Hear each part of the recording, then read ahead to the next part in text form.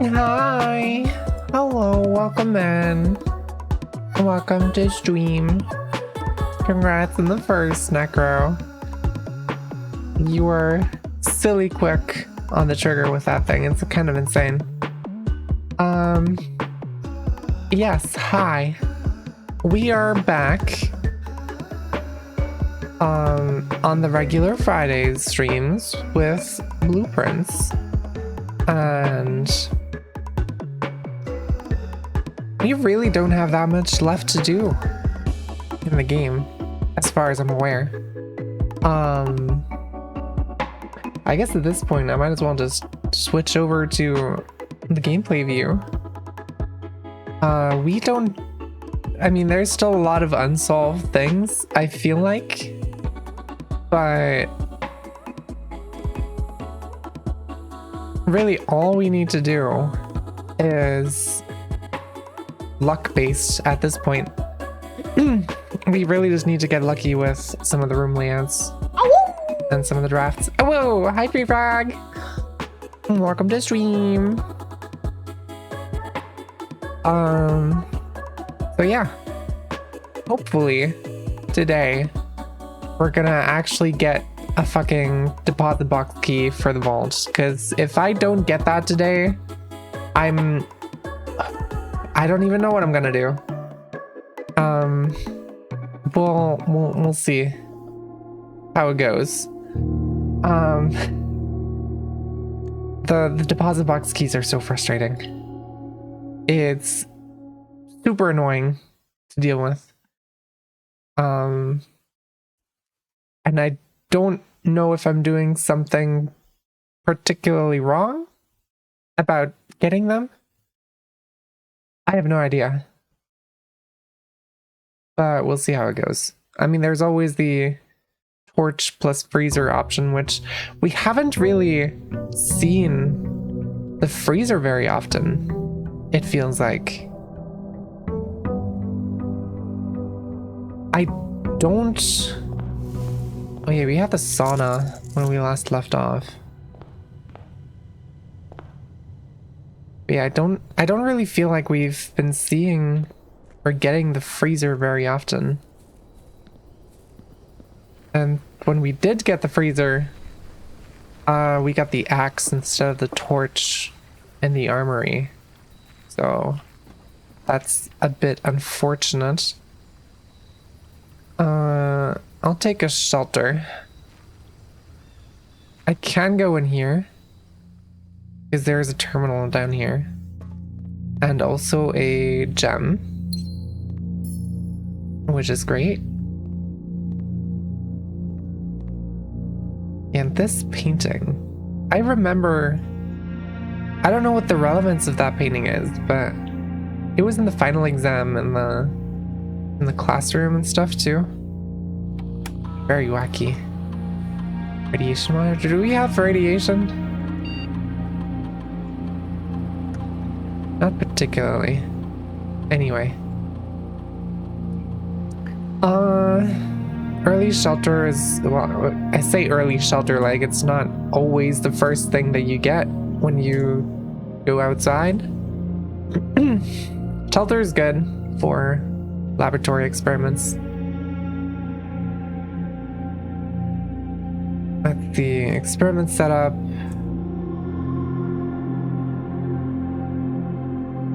Each time we found some trash while digging.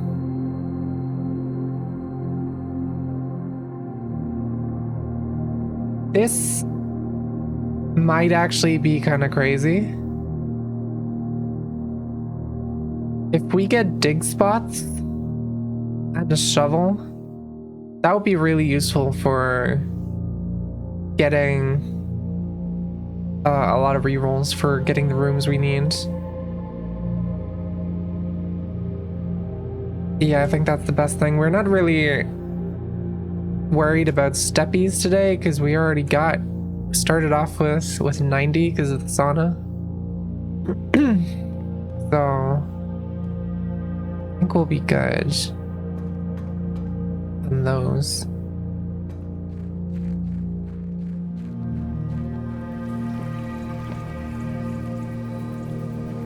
And now it really is just a matter of getting the right rooms. Let's see what we got. Got a den to start off with, pretty neat. Conference room also would have been an okay choice. Hallway is a great start.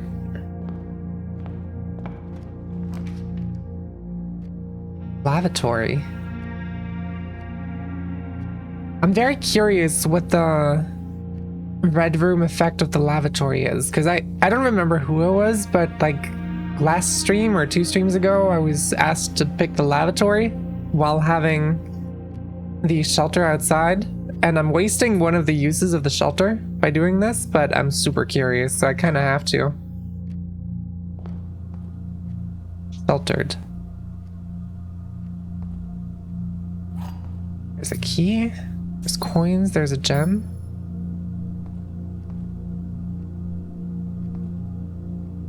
Is the red effect of the lavatory just that it doesn't have items in it? And if it's sheltered, then it does have items in it?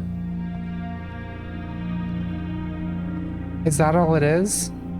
Or is it a small detail like the soap being here while the non-sheltered version doesn't have it? You know what would be really funny? It would be awesome if the toilet roll was backwards. If the room wasn't sheltered and it's just this way now because it is sheltered. That would be insanely funny. I don't know if that's actually a thing. Because I'm pretty sure I saw items in the lavatory one time, even without sheltered effects, but maybe I'm also just tripping. I'm not entirely sure. Alright, grab the gem. Ooh, got a box.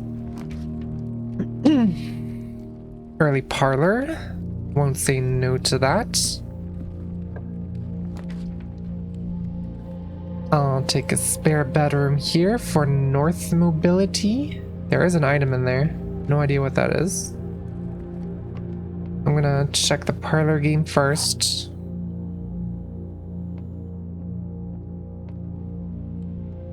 Okay. The gems are not in a box with a true statement. Statement on the blue box is as true as this statement. Okay, that's a funky one. The gems are not in a box with a true statement. So these are identical. Blue and black are identical statements.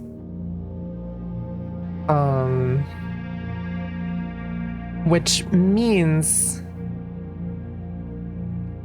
that this must be false, implying that both of these are true. Because if this was true, then this would be true, which would implicitly make this true, and that can be the case. So this has to be false, which means this is true, and the gems are not in a box with a true statement, so they're in white.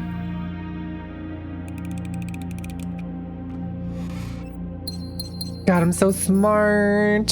I got all the brain cells in my head.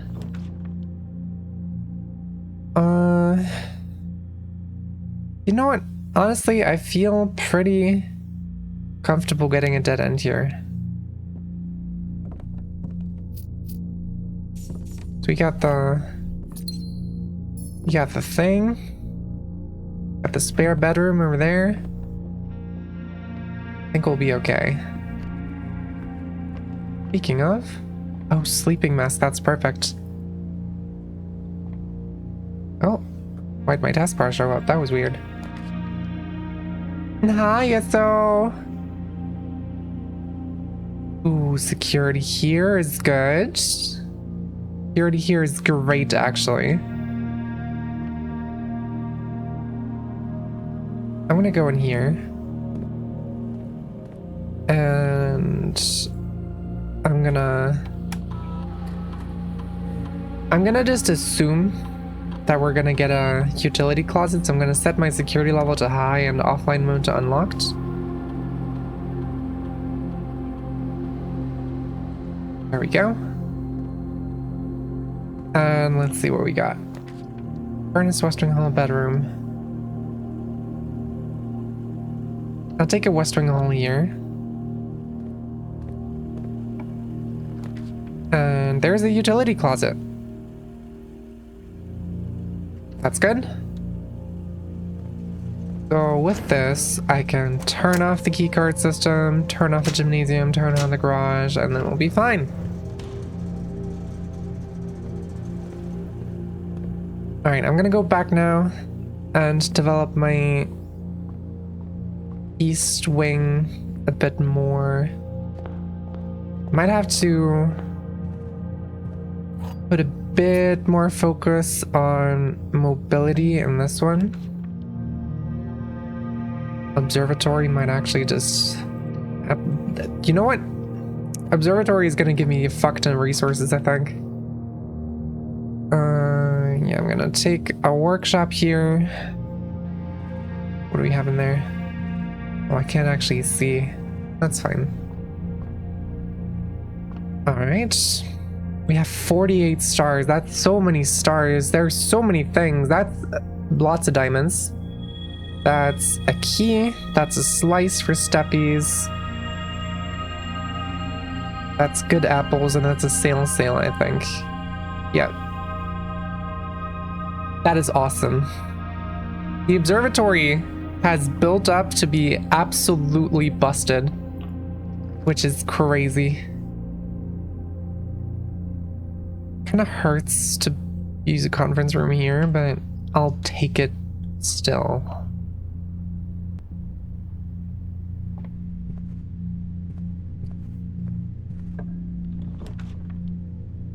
And then we got a chapel. I think chapel's the right call here, yeah. Right, we already know about that. I don't know why I looked at that. Then I go over this way, check out what the workshop has. It's a battery pack, that's useless.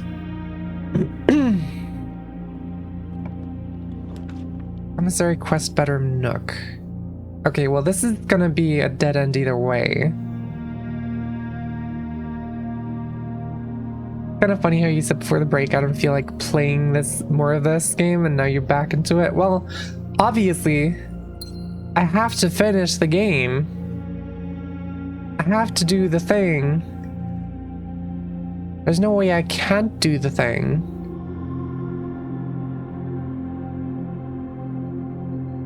That would be silly. That would be wacky.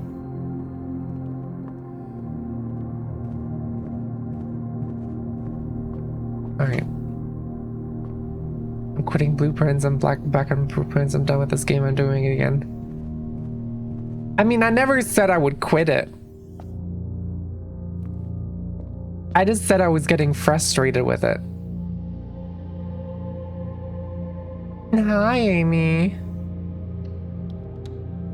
Oh, that's the third shelter proc. So we got no more shelter. Lockpick kit, that's pretty cool. Look at a metric fuck ton of gems.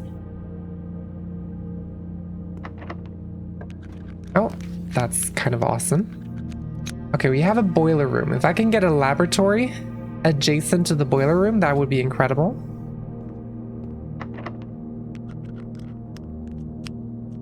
It has a cool graphics and art style. It really does. I love it a lot. Yeah, I do need movement over here, actually. There's no way I'm surviving without it. I have to go give the dog walkies. You should probably do that, yeah. Aw. Yeah, you should definitely do that.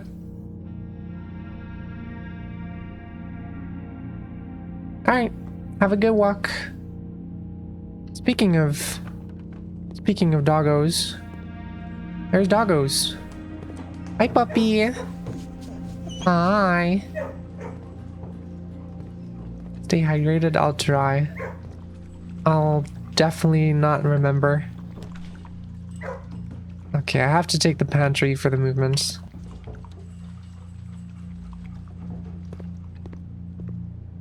There we go. There we go. Let's see what we get here. Billiard room or bedroom. I can already go to this square, so honestly the bedroom is the better choice here. I think. Also free traversal, so I don't have to worry about steppies. Oh, and a courtyard here is actually super clutch.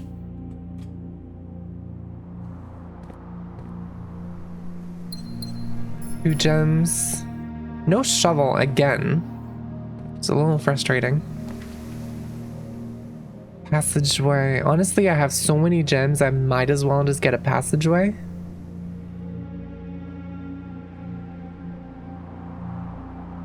Because this is a pretty central area. Yeah, I'll get a passageway here. And this is a free door as well. Dining room.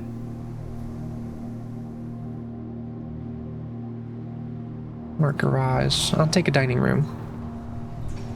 That gives us a lunchbox, which I think procs immediately.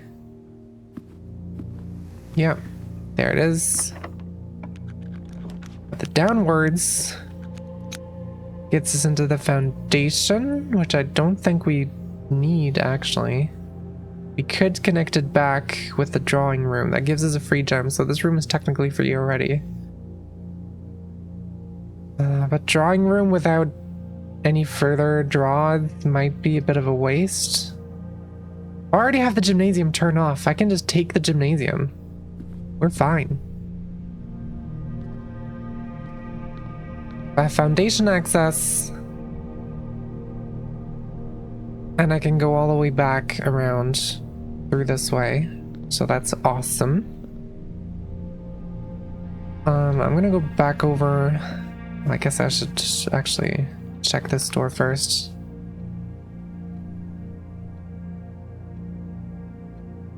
Could take a billiard room. Or a corridor.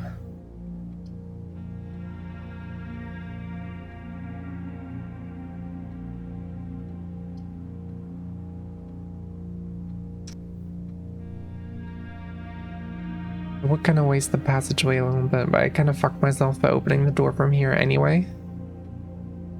Hi, Posse! And welcome. Thank you for the head pats. I'll take a billiard room.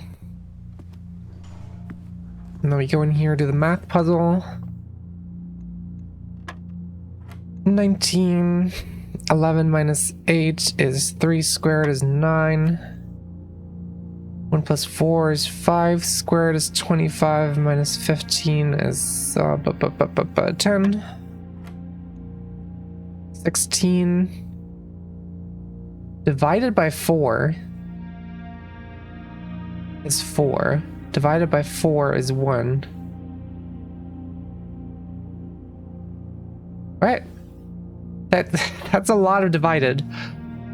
16 divided by 4 is 4. Squared is 16. Divided by 4 is 4. This has to be 1, right? No.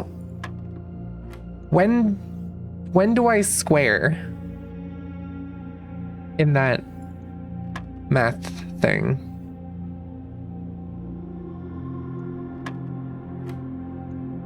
I have 16 divided by 4 is 4. If I divide by 4 again, it's 1. 1 squared is just 1. And then divided by 4 again is not a whole number, so that can't be it. Is it 4? No. What the fuck? We've been getting some real wacky puzzles here.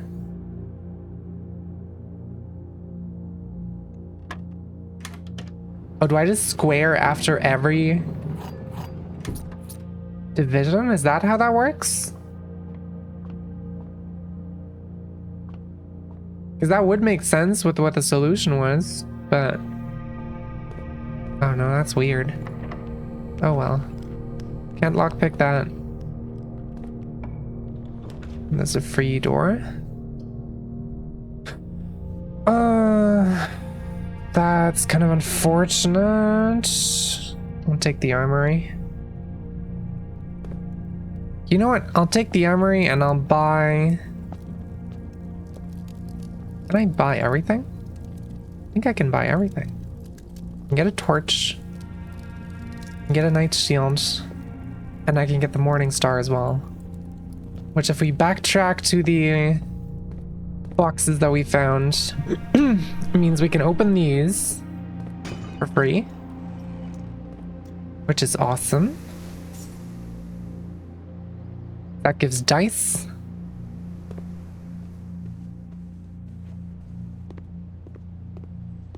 And I'm gonna backtrack over here and just hope that we get something laboratory shaped. Commissary Nook. Honestly, a re-roll in the laboratory here. That's worth it to me. I could get... no, but archives here would be a waste. I'll get another redraw. Weight room, mace chamber.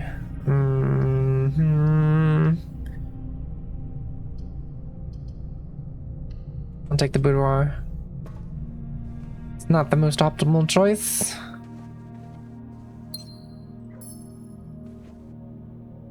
But it is what it is, and we get 2 more dice, so that's something at least. And then up here, Eastwing Hall. None of these carry electricity. Oh boy. Laboratory, please.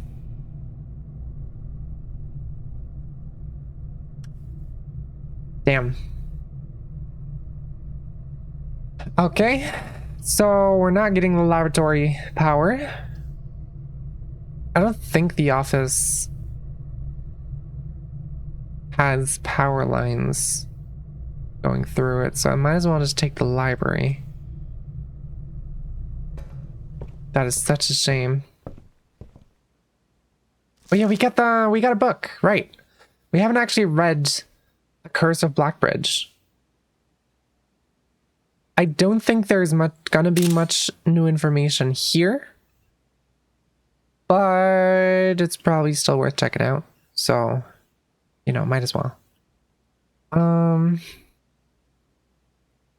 Hi, Mivy.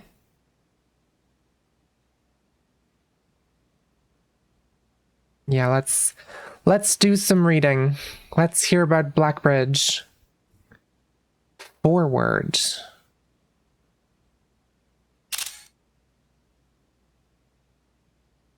The legend of Blackbridge is one that's well known to the people of the Grand Realm, for versions of this tale have been passed down from generation to generation. With each new telling, the story has changed, becoming over the years more colorful, more verbose, and, as one might expect, increasingly horrifying. Interesting. However, with so many renditions and unique personal touches, the task of confining and binding this tale to text seemed an ambitious and impossible challenge. Over the course of... well, I completely lost track of where I was on the page. Over the course of my research, I've heard dozens of variations of the legend, and while the details would often change, I was surprised how much of the story's heart remained the same. Yet, the more I listened, the clearer it became that there could never be a definitive version of this tale capable of capturing all the wonder and myth of Blackbridge. In the end, I chose to write down what felt most authentic, the story my grandmother told me as a boy long ago. Who wrote this? Redford Ewing. It's not a name that I'm familiar with. Part 1, The Berry Picker from Oris. Interesting. Many years ago, before peace had become a familiar word, there lived a group of rogues so wayward that the locals deemed it appropriate to call their number the Unholy Hounds. They were feral outlaws composed of society's worst in a time when society was at its worst, and for each crime that fearful travelers credited the group, a dozen more lay unclaimed, each worse than the last. For the gentry, however, who often value their coffers more than their companions, no crime could measure more wicked than a group's primary enterprise, highroad robbery. One such member of this so-called band of rogues was a boy of 13 years, Jesper, who had not been lucky in life, having lost 2 brothers to war and parents to famine. In the years of hunger that followed, Jesper lived in a gutter behind a churchyard, relying on the nourishment of scurrying bugs and weeds harvested from the cracks of the alleyway to sustain his pitiful existence. How fun. It is not surprising that a child aiming to escape such hardships would take any easy road out. An easy and well-traveled road, paved with temptations leading out of the city and into the gentry lands where loose purse strings entwine with the strands of salvation and glisten equally with the hope of opportunity. It was this road that eventually led Jesper to the end of his youth, a hidden cave at the bottom of Blackbridge Canyon. It was here that he met his surrogate family and saviors, that notorious gang of godless outlaws known as the Unholy Hounds. Damn, I don't think I screenshot this page yet. No, I did not. Alright, there we go. Despite the hardened circumstances that had led him to this vocation of banditry, Jesper was surprisingly tender-hearted and was often teased by the group for being too kind for such an ignoble life. I don't know how to pronounce that word. For this reason, Jesper was assigned the innocent role of berry picker. It was not just innocence that set berry picking apart from the gang's more wicked undertakings, for it was the only duty performed without the safety of night's concealment. Jesper, no stranger to solitude, did not protest that he alone worked while the others slept soundly, tucked away in the cave at the bottom of Blackbridge Canyon. On one such occasion, Jesper decided to get an early start. He left the cave, berry basket in hand, and set out into the woods before the morning sun had even brushed against the tallest treetops. Oh my god. Guess no will you get there. Also, that clicky click caught me so off guard. Thank you for that. It was colder in the mornings, but the headway dawn afforded meant Jesper could reach the furthermost berry patches without worry of being chastised for tarrying upon his return. We're just reading like a fairy tale at this point, it feels like. Which I guess with the foreword, it kind of like alluded to that. It took over 3 hours on foot to reach his destination, and along the way, Jesper had passed by many a familiar bush, all priorly pillaged and so bereft of berries that one would have to dedicate several moments in earnest examination before finding a single one. Jesper was patient, but even patience had its limits. He was confident that even accounting for the time lost to his long stretch of travel, his efforts would be well worth the pains. My God. Words are hard right now. Just chugged pre-workout and I'm waiting for the... I don't know what that means. I'm gonna be completely honest. I don't know what that means.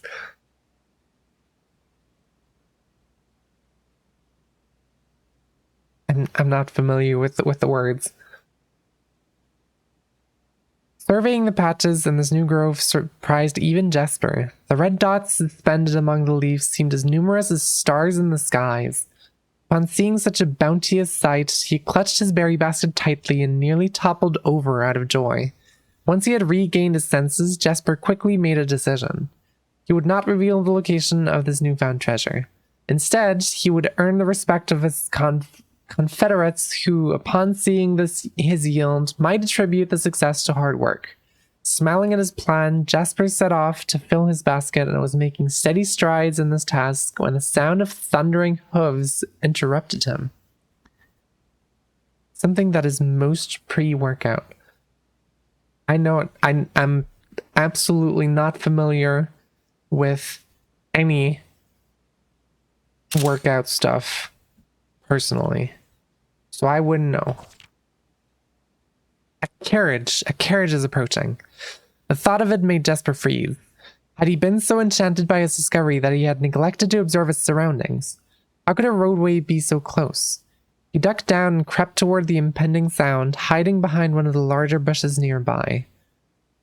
It was only a moment before the sound's source revealed itself. Within 50 paces of where Jesper hid, an elegant carriage with gold trim came soaring around a corner of trees, led by 2 beautiful white horses and conveyed by a stern-looking driver seated atop the vehicle, flaunting the most sophisticated regalia Jesper had ever seen. It was not just any carriage, it was a royal carriage. Even without ever having witnessed such a sight before, Jesper was certain. The sight had so transfixed Jesper that he stood awestruck, unable to tear away as the carriage approached. The little concealment the bush provided was soon proven unequal to the driver's lofty perch, and upon spotting the boy, he pulled the reins with such effect that the noble steed slid to a sudden halt with precise control.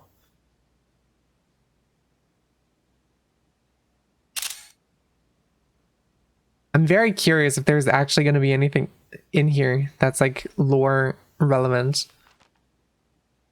"You boy, get out from behind that bush," he shouted, with a rigidity that betrayed a modest amount of fear.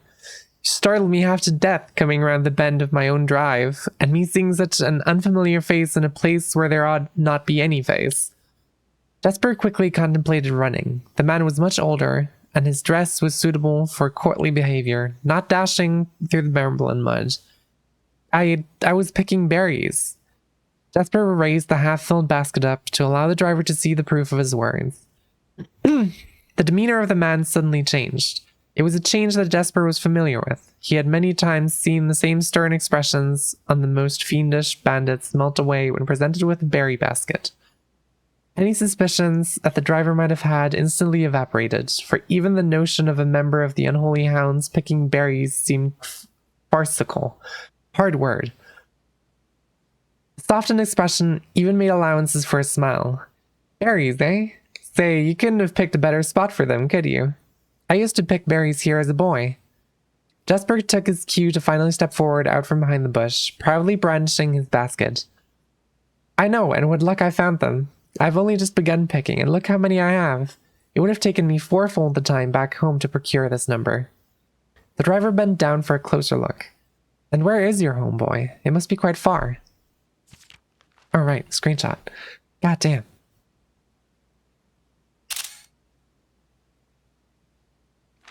Jesper replied with a scripted response. A little south of Tanner Fork, just past the burnt woods. My God, that is far. You couldn't have come all that way only this morning. My voice is disappearing. My God. It was true. Tanner Fork was in the exact opposite direction that Jesper had traveled, and while that response would seem perfectly reasonable in a location closer to Blackbridge Canyon, he could see why it might seem less believable here. Hi, Cup. Sir, I have traveled much farther for much less profit. I dare say there is no distance yet made by man that would not be worth undertaking for a price such as these. Surely you have tasted them for yourself. Jesper felt happier with this response as it seemed to amplify the man's smile. In my youth, often, but perhaps I took it for granted because I never had to travel very far. And even then, my father would always drive us here in our carriage, so I'm ashamed I never had to walk such a stretch to earn an equal reward. It was Jesper's time to smile, and let my efforts reward us both today. He raised the basket even higher. A taste and memory of your youth, sir. Is it a clue or just story time? I have no idea yet.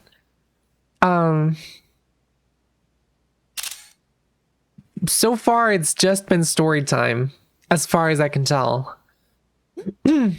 But we'll see if anything happens. The driver chuckled and removed one glove, bending over the seat to reach down to the basket. And at the moment his fingers touched the first berry, the dagger in turn met his throat, cutting through a superficial layer of skin and drawing blood. Holy shit.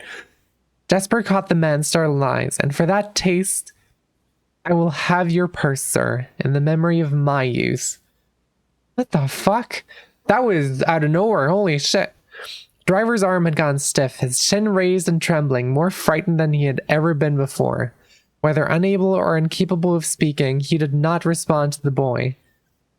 Perhaps he did not think his jaw could afford to be engaged at this particular time.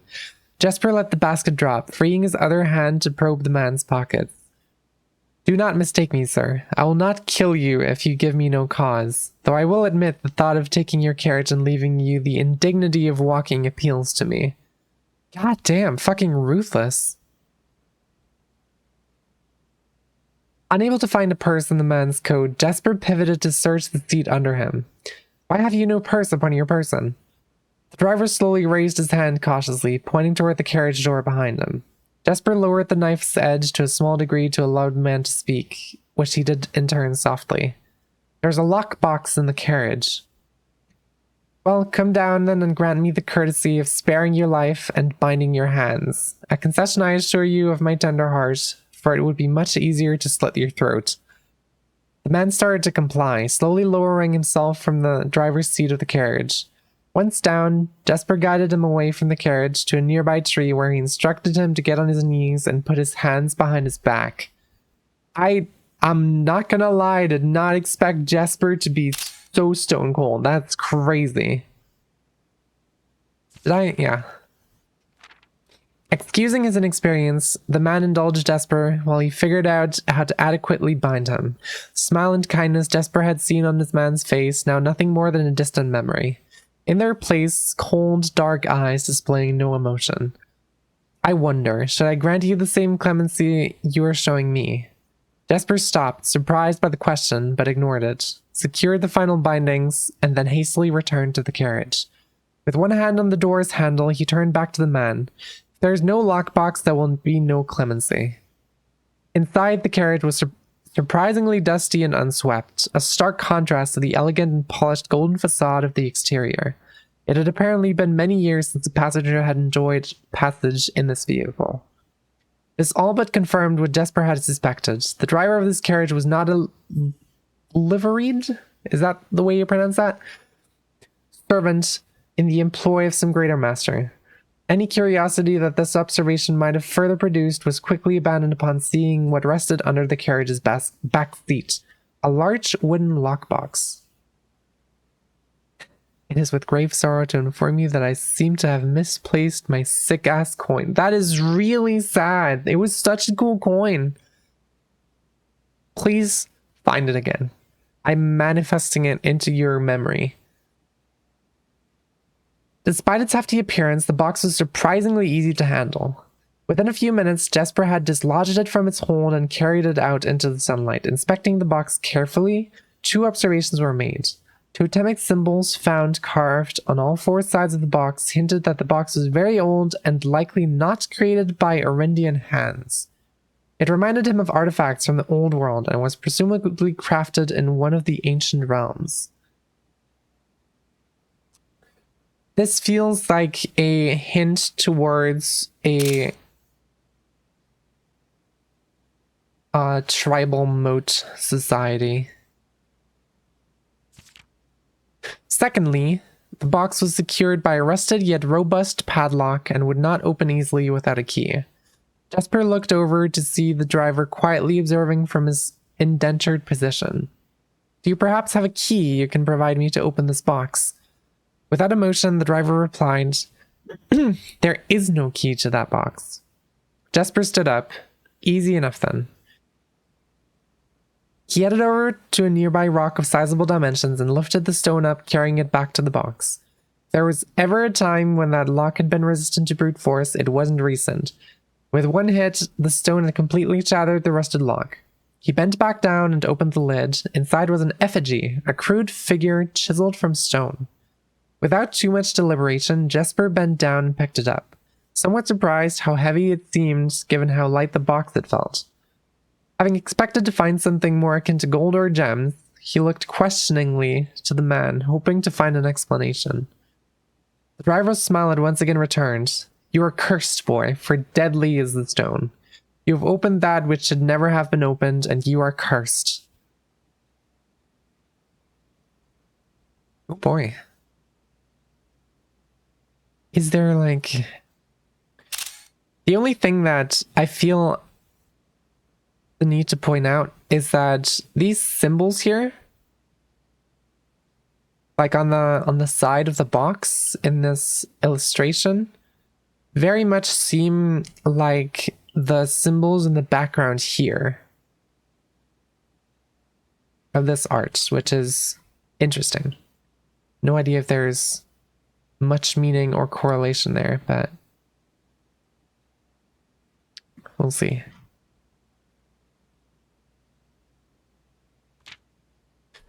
Jesper carried the effigy over to the man and shoved it in front of his face. "What is it?" "That's one." Feeling his disappointment rising to anger now, Jesper tightened his grip on the effigy. "One what, you mumbling agenter? Is that Erogen? Probably Erogen. Wonder if we'll see it again. I sure wonder. I mean, if you're saying it like that, then probably, but... "And in God's name, why have you no purse upon your person?" The man did not seem intimidated. "One pace." He paused for effect. 12 more and you will be dead." He only had a second to flinch before the effigy struck him in the head and put an end to his cryptic ramblings. If there was ever a time when the old man had been resistant to brute force, it wasn't recent. That's a very interesting choice of words, repeating the phrasing with the lock. Jesper looked down at the sculpted stone figure, now splattered red.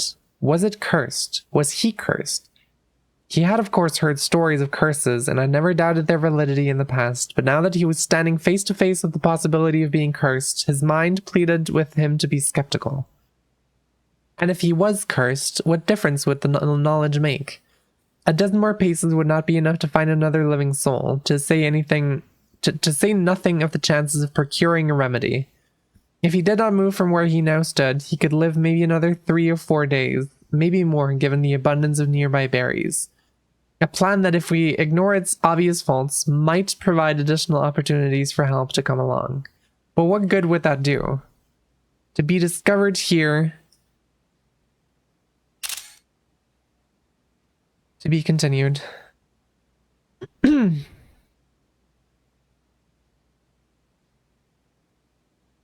be discovered here, beside a body, stolen goods in hand, bloated from berries, and raving about a curse that could very well not be real. No, it would most certainly be better to face one's fate now, take a dozen paces, and see if life goes on. But Jesper found his legs unable to make that first step. His mind was unable to convince his limb to waste away 1/12 of his life in a single motion. Feeling the desperation sink in, he hopelessly looked about him for a solution. And if, by some stroke of luck, the gods had heard his plea, a miracle materialized before him as if he found himself suddenly at the end of a fairy tale. 2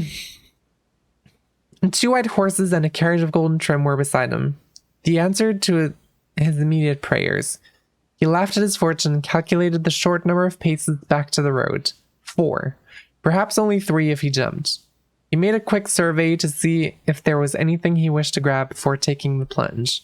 Is that why the guy was riding the carriage? Because he was also cursed and couldn't walk. I have an idea, but it's a little far-fetched.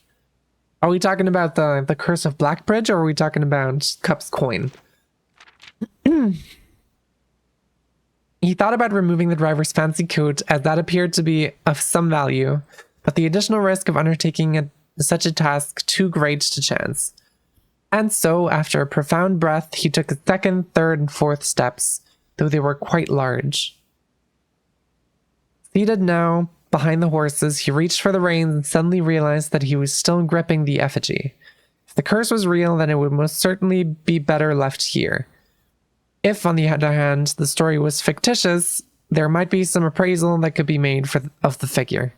It was, after all, found within a lockbox, whose typical function often secures objects of value. Having witnessed firsthand the horrors of destitution, Desper found his mind equally reluctant to allow his hand let go. If it is cursed, I die. If not today, then tomorrow. And if I die, what care have I? And with that statement said aloud, to the horses, seemingly, Desper took up the reins with confidence.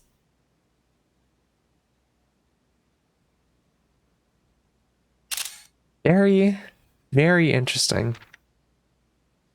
How long is this? Oh my god. Okay, but that's the end of it then. Gotcha. Thank you for the hydrate. I'm gonna need it for this whole story time, apparently.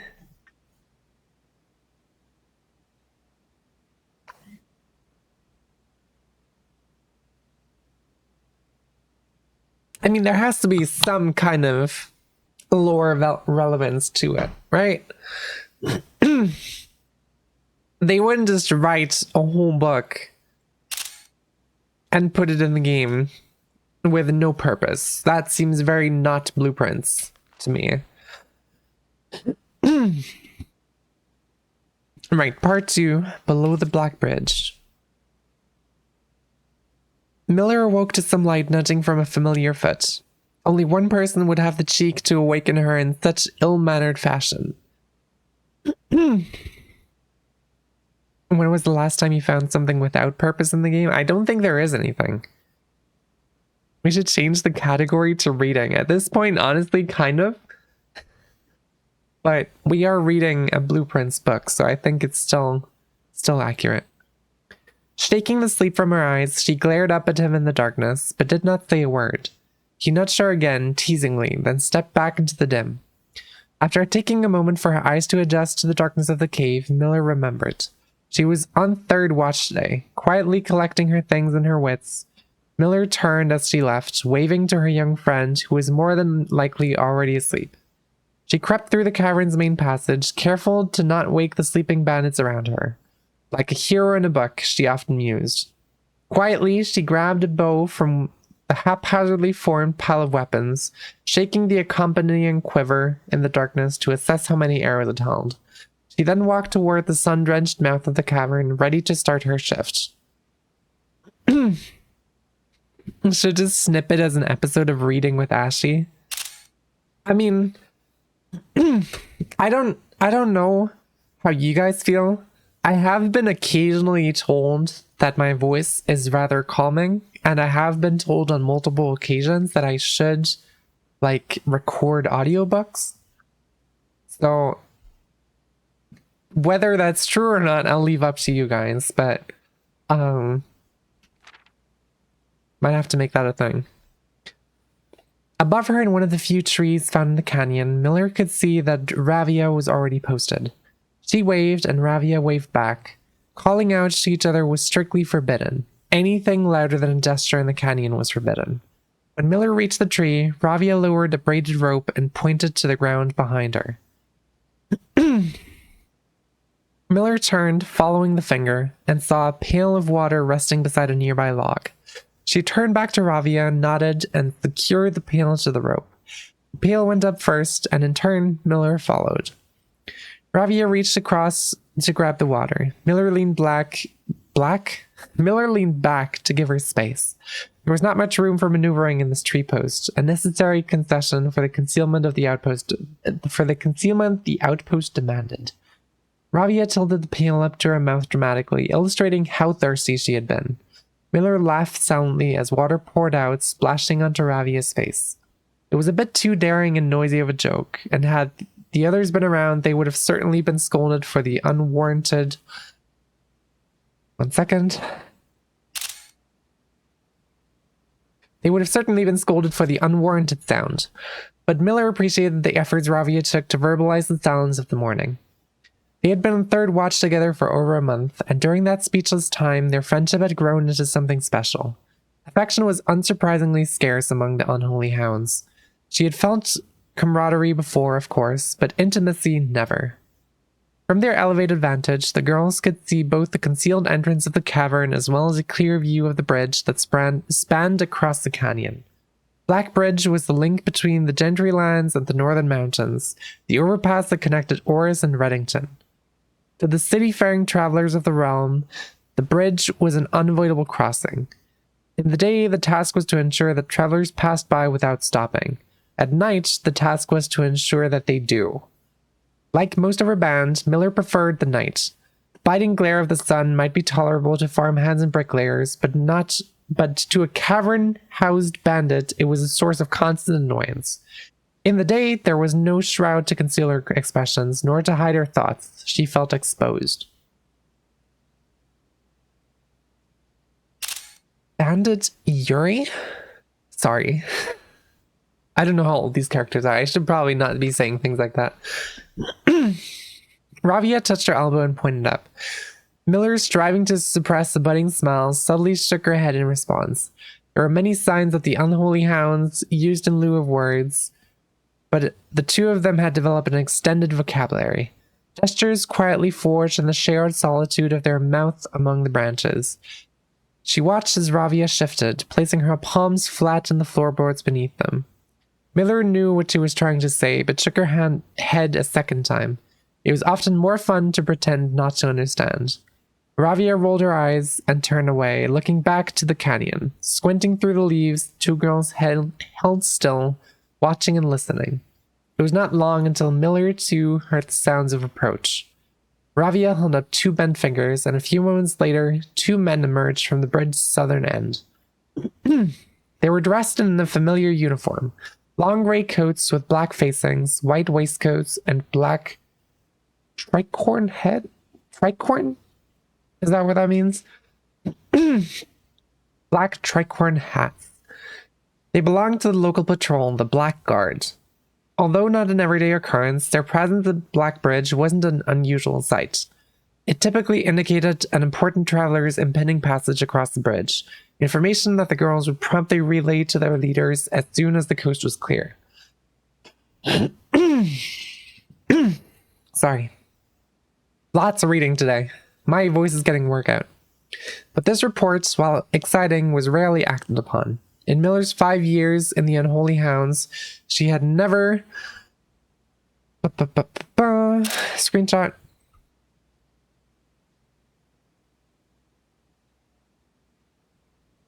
Insane myth strikes again. Are we talking about like an ARG type thing?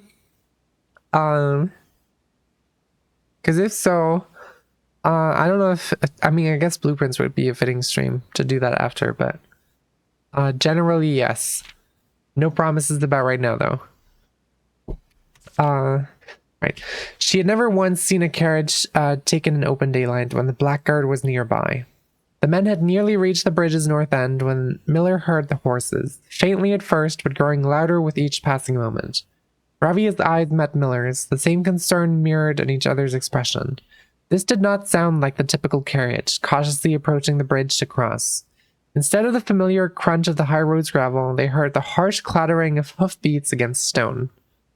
Both girls quickly redirected their attention downwards, looking through the foliage. Sounds were not coming from the high road, but from the canyon itself. The horses were coming from below the bridge. In an instant, Miller had knocked an arrow and drawn her bow. Go. Ravia was gone before the whisper had even left Miller's mouth. The young scout was already sliding down the bank below, racing toward the cave. There was no road that ran below the canyon. There was no reason for numerous horses to be approaching their cave. There was only one reasonable conclusion, and both girls had reached it instantly. The base had been compromised. This was a blackguard attack. Oh boy. Is that gonna be Jesper and his cursed bullshit? The moment the horses came into view, Miller let loose her first arrow. She was surprised to see a carriage. She had expected cavalry. Before she even finished processing that thought, her second arrow was in the air. Without a trail, it would be unthinkable for a carriage to traverse such rough terrain. Yet she watched as the wheels jolted over the rocky riverbed. A third arrow was now in flight, and there would be no need for a fourth. The driver slumped over just moments before the vehicle dipped into a small ditch, slamming into an embankment. Force of this sudden halt immediately shattered the front two wheels and catapulted the river from his seat.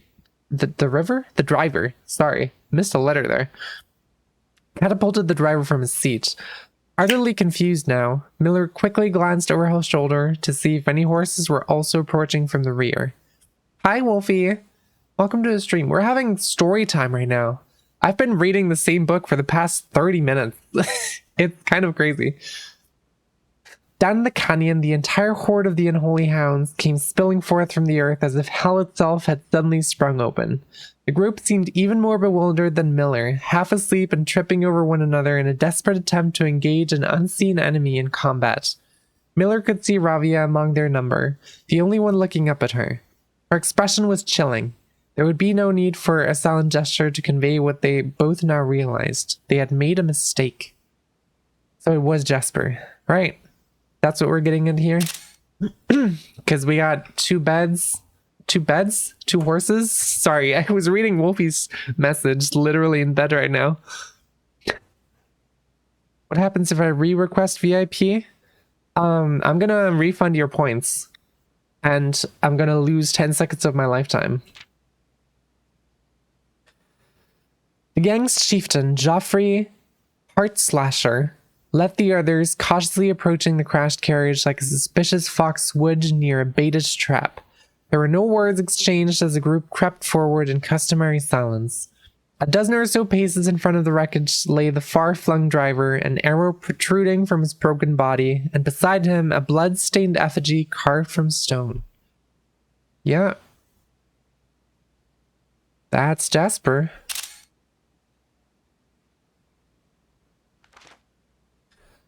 Miller was inconsolable. Jesper had always been her favorite.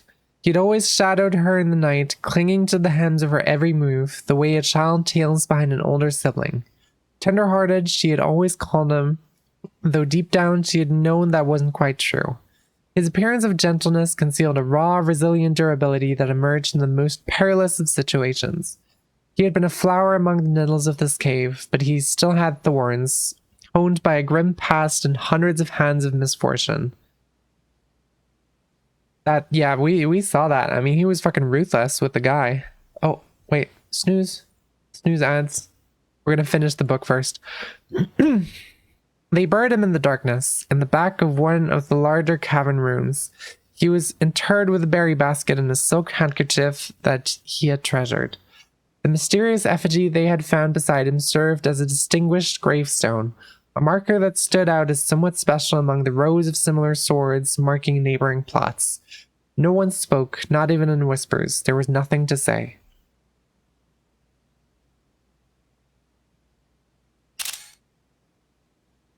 Damn.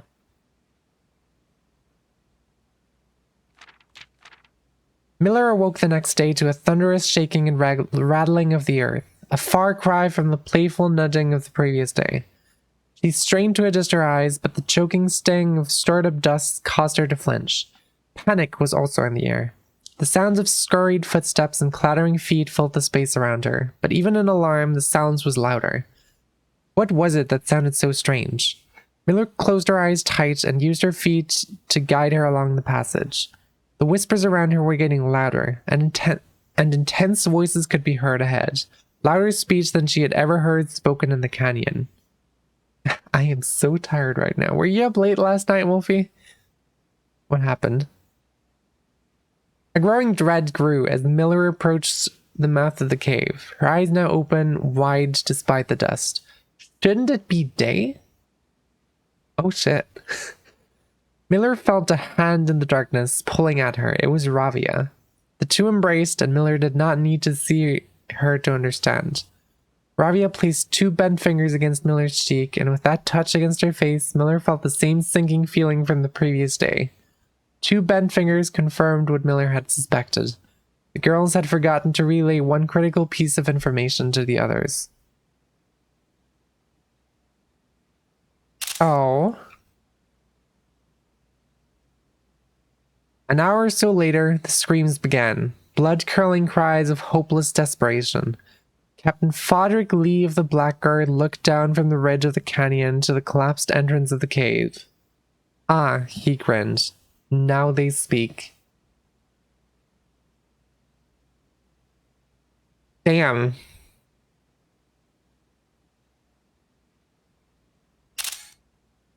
So the Blackguard noticed the commotion, probably, and then found their hideout and just blew it up. Blew up the entrance, trapped all of them in there.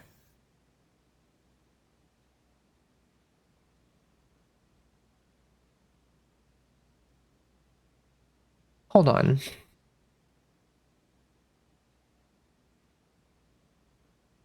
Got the dance event last night. Didn't fall asleep till like 5 a.m. God damn.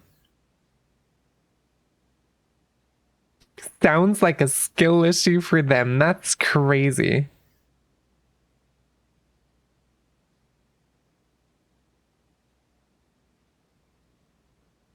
Oh yeah. Lee B. I still don't know who Lee B is. But now we have two Lees. We have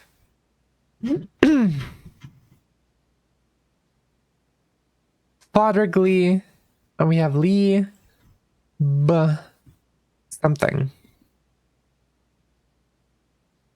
Where are the photos? Didn't I have... Oh yeah, pictures. There we are. Bowley. I still don't know who Bowley is.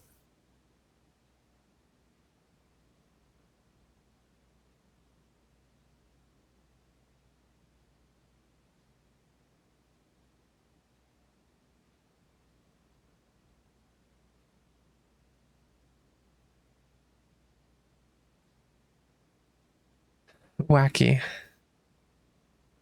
Well, I don't know if that actually gave me any information, but it was a pretty cool story for what it was worth. And we're about to have ads. So I'm going to switch over to the ad screen real quick, and we'll be back in just about 3 minutes. I'll see you guys then.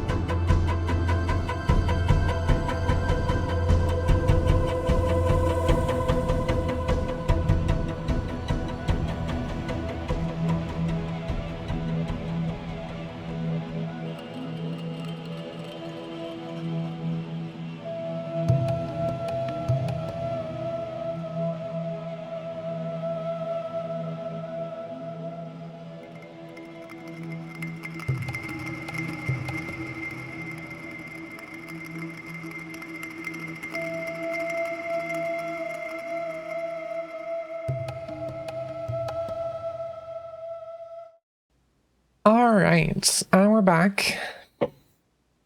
I got some spaghetti water, which is awesome.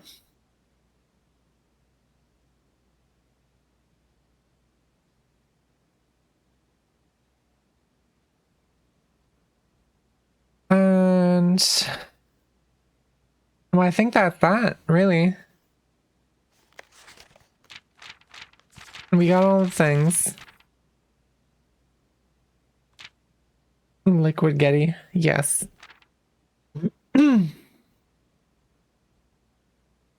is interesting to note that the... Oh, you guys can't even see that. Right, like right behind me, there's a gravestone here that has the Orinda Aries crest on it, which... I mean, we already knew that Orinda Aries was colored black. So, not really much new information there. Rotunda here really sucks because it's such a waste, but it's the only thing that doesn't completely lock me out of going further north. So I kind of gotta do it. Oh, we're gonna be here a bit. My god, my voice also still needs to recover.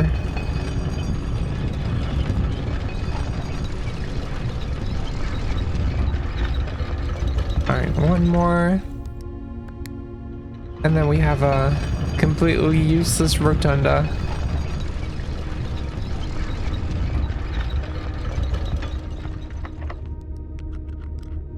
Alright. Let's see what we got. Of course, now we get the laboratory.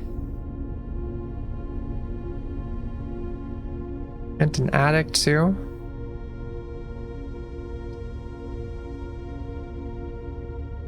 Yelled too much at the comic peeps?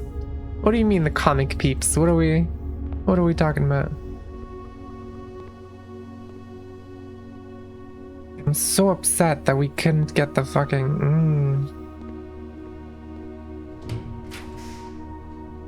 commissary kitchen. Once again, the kitchen's the only thing that doesn't lock me out of movement.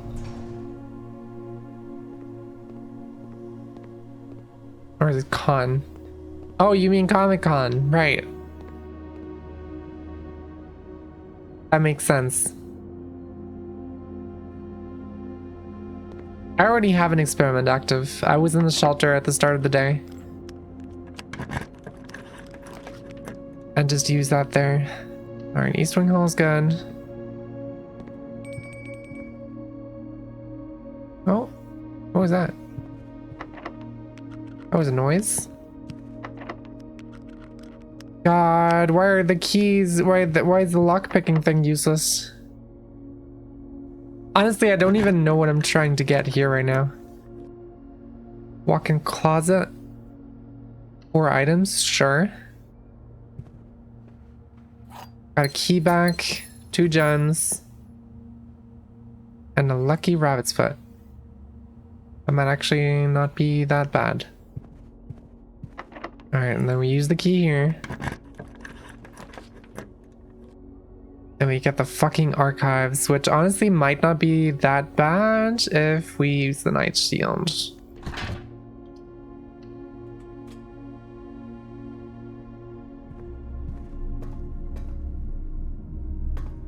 Honestly, the archives are worth using the shield for.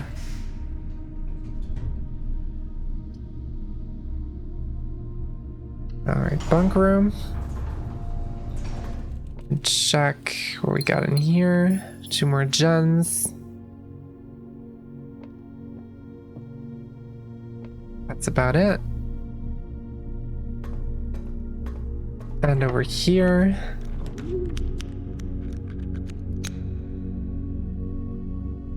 Get the commissary here.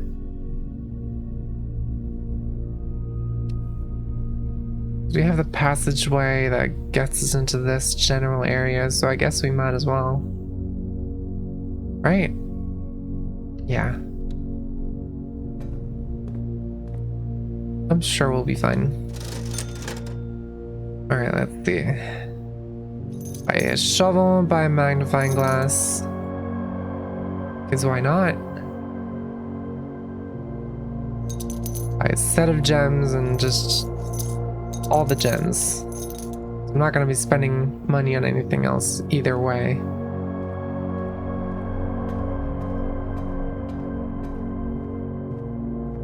Alright. Let me go back. All the way back. I think it was over here. Half price, yeah, that was the sale that we got from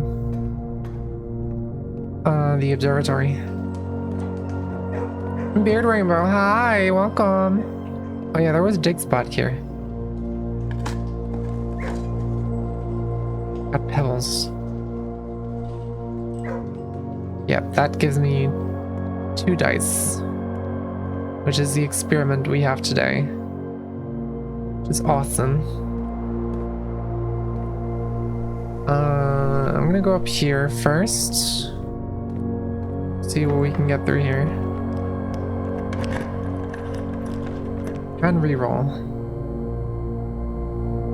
Music room would be pretty based, and we have so many gems anyway. So it's probably gonna give me a useless key, a useless major key, but I'm still gonna take it. What is that? Is that a prismatic? Yeah, prism key.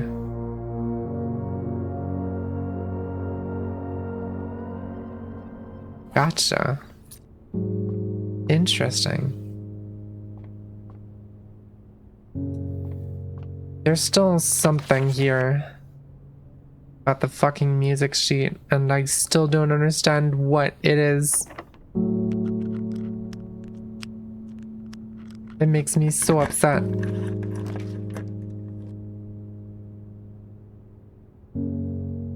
Guess we can take another laboratory. Sure.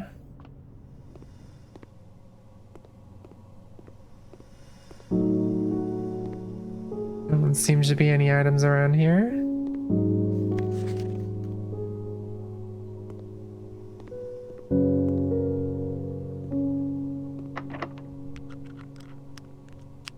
Last key.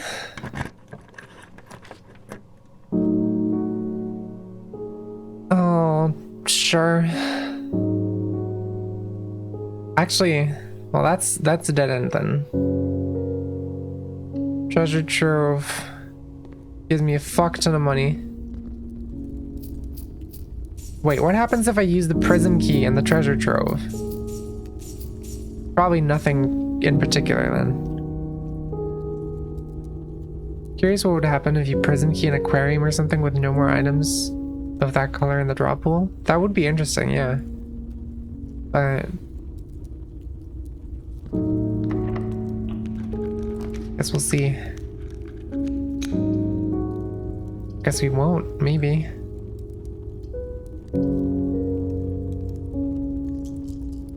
I mean, it doesn't really matter. We don't have a vault key. Oh, hi, Queso.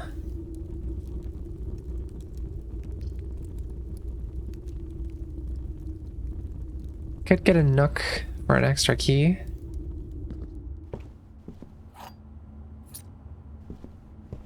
Got a treasure chart. Crazy. It's in the passageway. Interesting.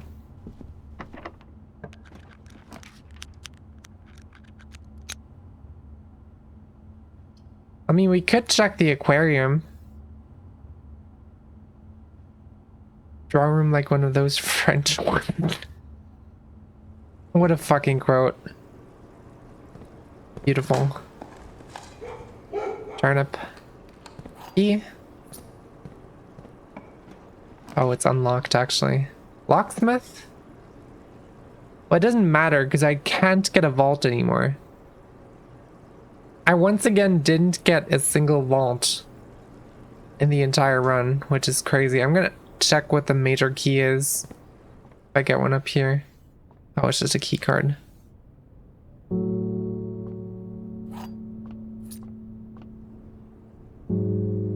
Damn. Alright, well... Pretty sure that's that. We didn't get a freezer, so I didn't get to use the torch. We didn't get a vault or a vault key, so I didn't get to do that. And I didn't get the laboratory powered up, so we didn't get to do that either. So essentially, we got absolutely nothing done except for reading a story.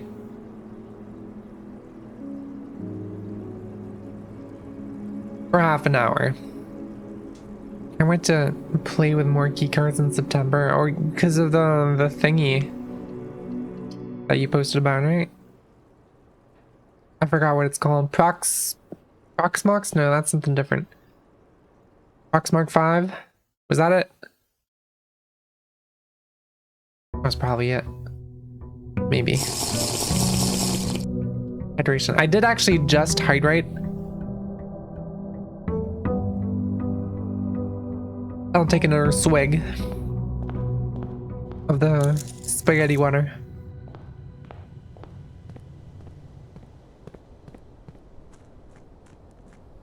All right. Let's see.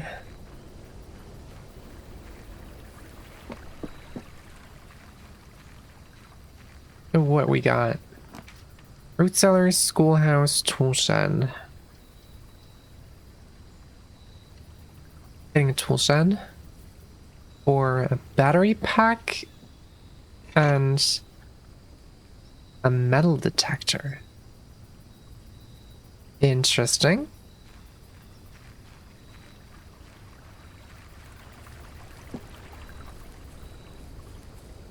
Very interesting.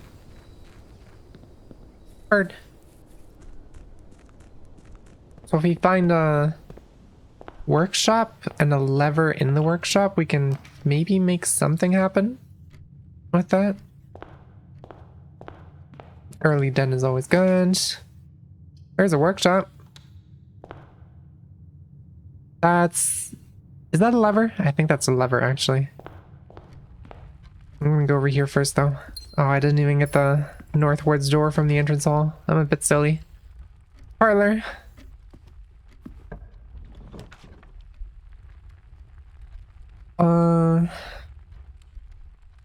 No, I'll take a storeroom.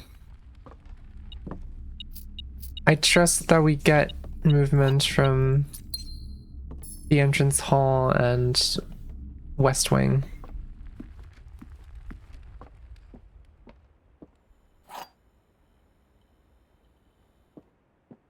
Let's see. The gems are in another box. The truth is in another box. The words another box are on another box. Well, this is true, because the words another box are on every box, so they are on another box and this box. The truth is on another box. Does that imply that the truth is not on this box? Because that would be a paradox, so that can't be the implication. But we know this is true, so we also know this is true, because the black box is another box to this box, and the truth is on the black box, so this must also be true. Thereby making this false, meaning the gems are in this box. God, I'm so smart. 2 truths and 1 lie. Indeed, fun game.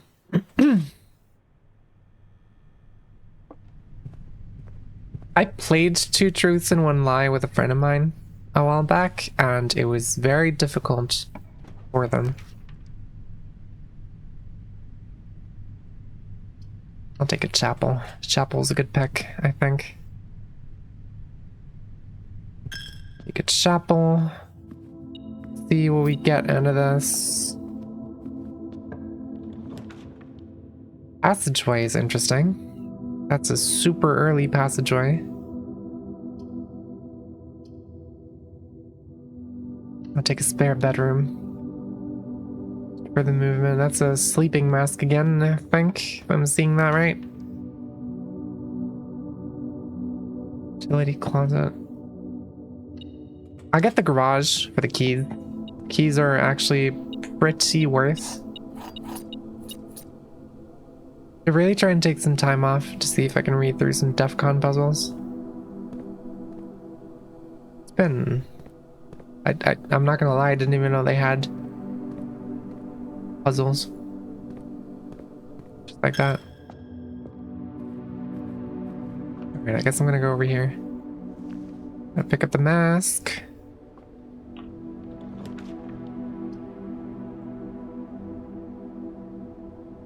Courtyard here is pretty neat.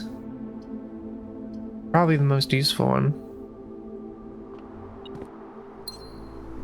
That nets me a gem and a shovel, which is great.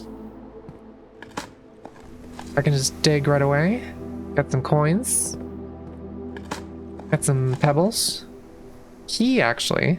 Damn, did not expect that.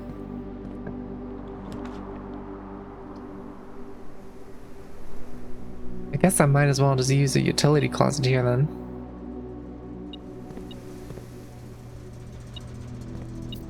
Coin corner. It's puzzle every year. The badges, convention art, etc. Kind of ARG-ish. Gotcha. That's kind of awesome.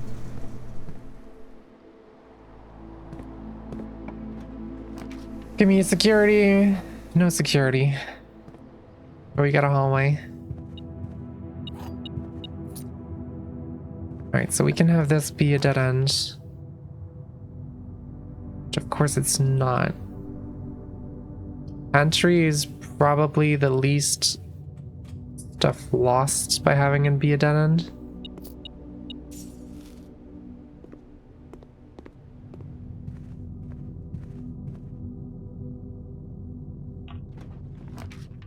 What do we got here? We got a Nook.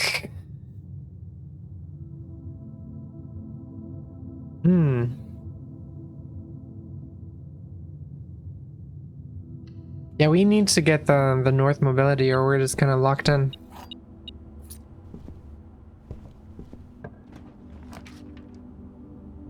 Dark room. I have a utility closet nearby, so I should be fine with that.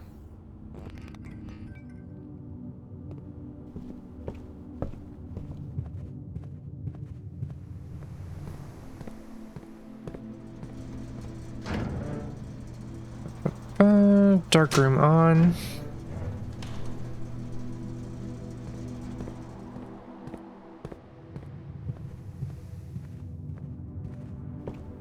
Gotcha. What do we have? A lever. That's pretty awesome. Oh, and a security door that I can't open. Corridor. Drawing room. Drawing room is technically free. Might be an idea for streaming around that time if you don't have too much stuff to do. What do you mean? Like streaming DEF CON puzzles?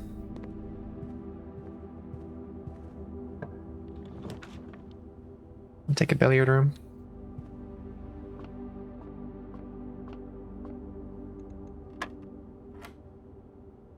Never mind. Don't just say never mind, you silly.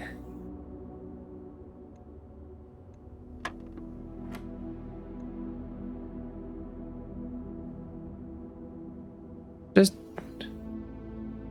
they tend to be very competitive. I mean, I'm not gonna lie, I'm not a very competitive person. I would not be very competitive personally. Okay, hold on. 20 minus 20 minus 3. So that's -3 divided by 3. -1 squared is 1 times 4 is 4. 3 divided by 3 is 1. Times 3 is 3. Squared is 9. Divided by 3 is 3. And we got a key card. Oh my god, I actually fucked myself by turning off the security doors. Which is kind of crazy.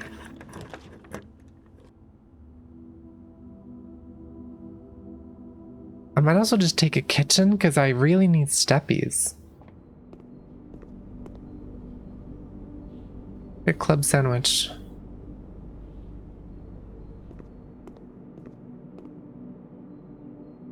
It's a black badge holder. Go through blueprints in like 15 hours. Well, I mean, I don't think time is a good measurement at all to gauge skill of blueprints in particular. Because there's so much RNG. Like, I've spent so much time just trying to get the right fucking rooms. And oh, there's 2 more security doors. You know what? I'm backtracking. You went through puzzles very fast? Well, yeah, obviously, but you also need some luck to... Well, I guess it doesn't really matter as much for the base game. If you're just trying to get to a credits screen, that's... I guess, yeah. Puzzles are more relevant there. But, like, right now, I feel like the main thing keeping me from progression in the game is RNG. Because I have 3 things that I'm consistently trying to achieve, and I don't feel like I'm making bad choices in terms of achieving them. I'm just not getting there. You know what, fuck it, we'll get a furnace. Sure. What's the worst that could happen?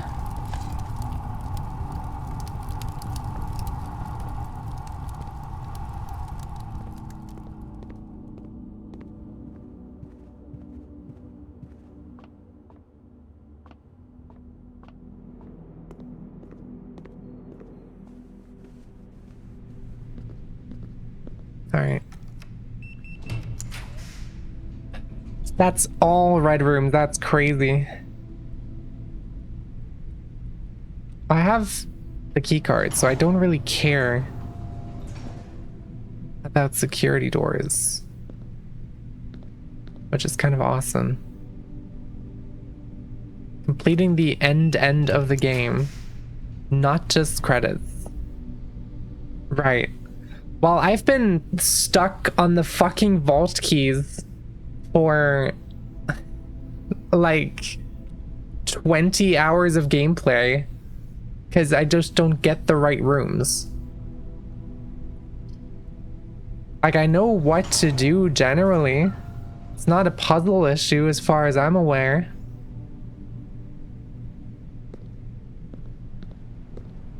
It's just not giving me shit.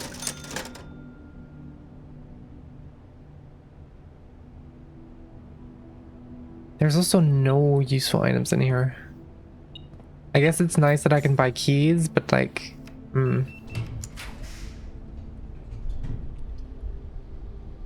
Sure, I'll take an aquarium. That gives me steppies too, because of sleeping mask.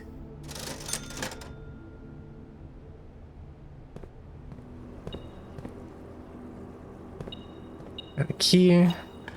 Awesome. Pebbles. Sick. Well, there's a security. Guess I might as well, so I can increase the spawn rate of the...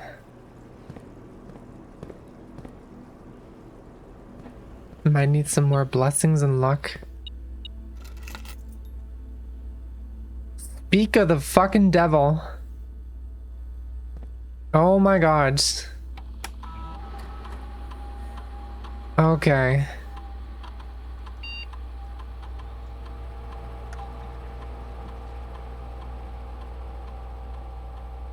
Alright. Let's see. I can't wait to not get a vault room again.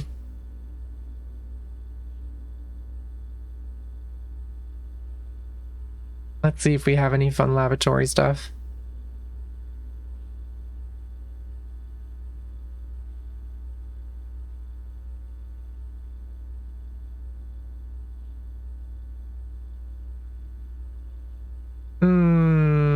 These triggers all suck.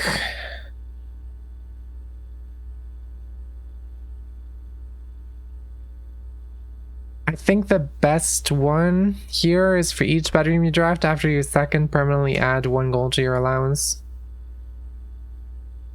That's probably going to be the most useful thing.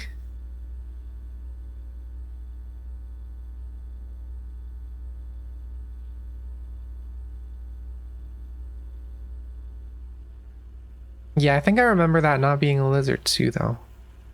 I have no idea what happened to the pog.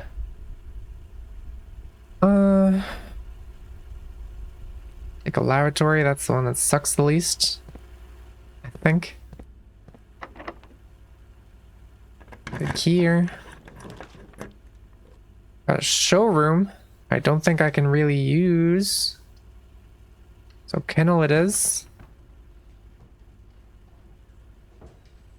Kennel is actually useful. Because I have a shovel. I can just dig. And that unlocks the doors. Guaranteed. Or there's just a key in the dog bowl. What the hell? Hi, puppy. Hi.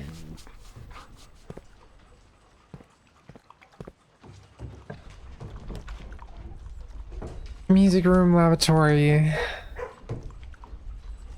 And lavatory. Can I get a laboratory and then a boiler room? That would be awesome. Boiler room?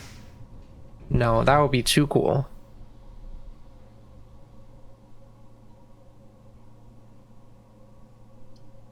I'll take the library.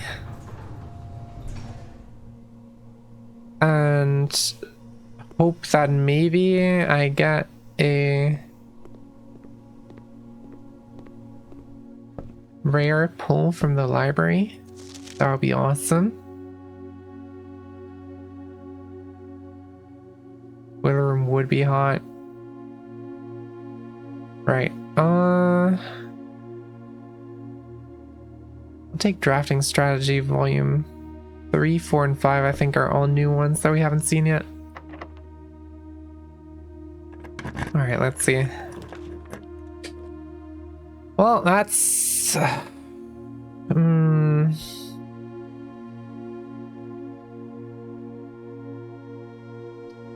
honestly, the study might be the way to go because it also gives me a free gem and the ability to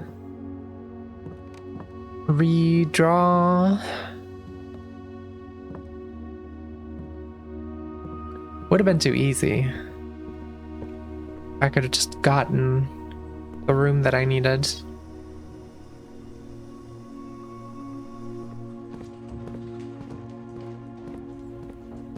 We do have another laboratory here, so I guess we can just check that out. It's also got a security door, which is great. That means free open. Nope. I am gonna get the drawing room because it's essentially free. Because I get another gem from it. And I get a free redraw. From here? What is happening? Why are there's the coins on the floor? Okay. Gotcha.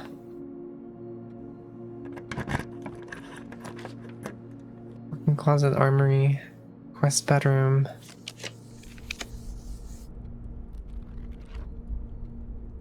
I do actually have exactly 2 hallways. So the bunk room is gonna give me a bunch of keys. Right?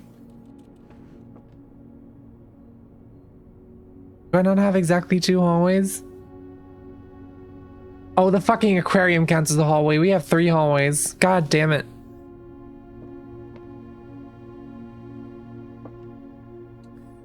Well, so much for that.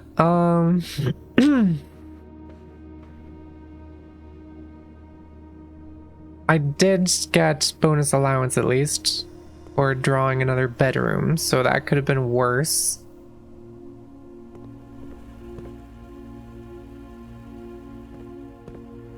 Yeah, the experiment did trigger.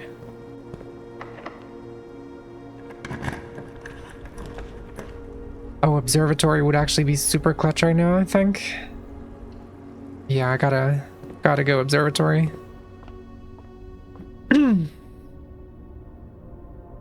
What the fuck is this? You may spend stars to draw new floor plans. I have not seen this before.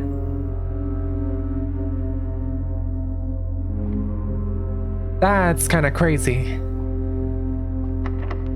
Okay, so how does this work then? I can just use stars to redraw floor plans.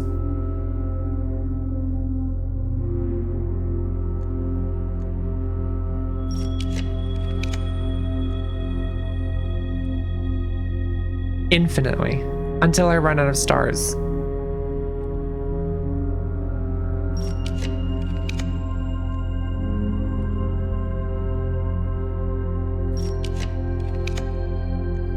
There's a boiler room. That's kind of useless to me now.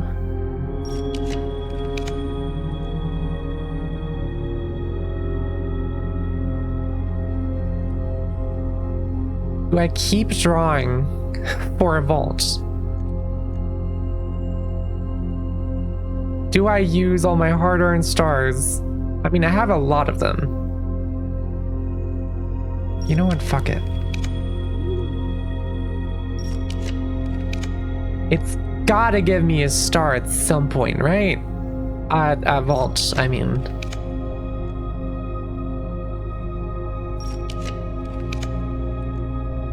Right? It has to. Vault. Oh my god.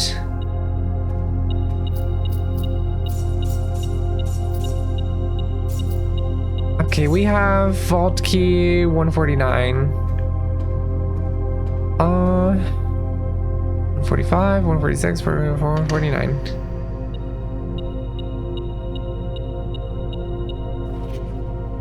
Passports.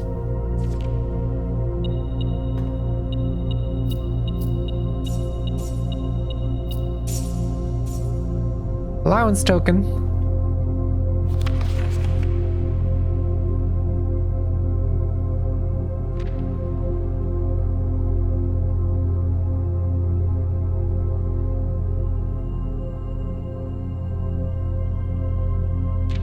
What the fuck?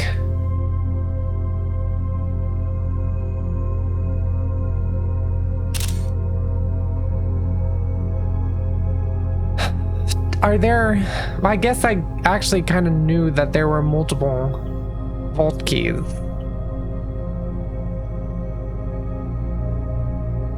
Oh my god.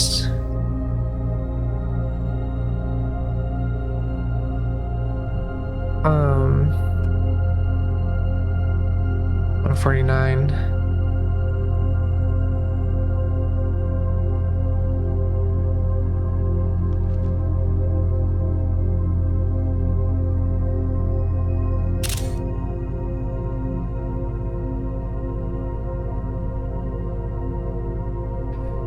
So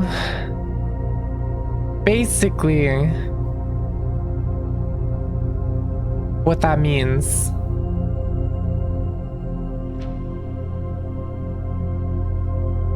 is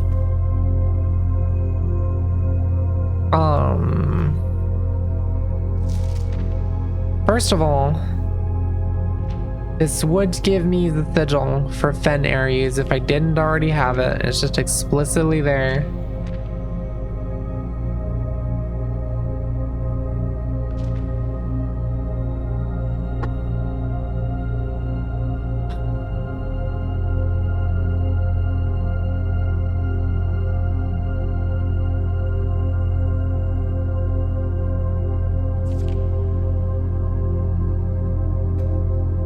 See some keys lost there. I don't know what that means. We're already in a new year. We're already in January. That's crazy. There is a box here. Honestly, at this point, I don't even really care anymore. That gives me anything. Okay, just 2 keys.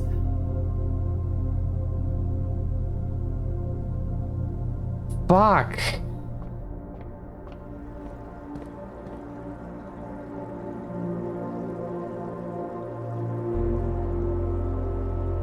I think that's the day done then.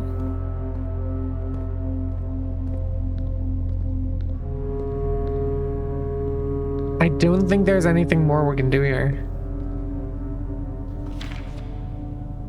What do you see? Those are, what is small gates?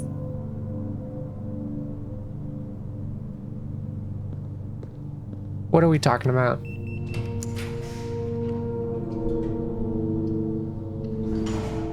Take the armor in case there's an axe. There's not an axe. But I will get the Morning Star to regain at least one of my stars.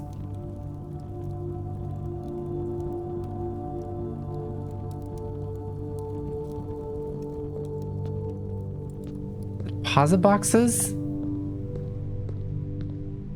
I mean, I wouldn't consider them small gates. The small gates so far have always been pretty explicitly small gates.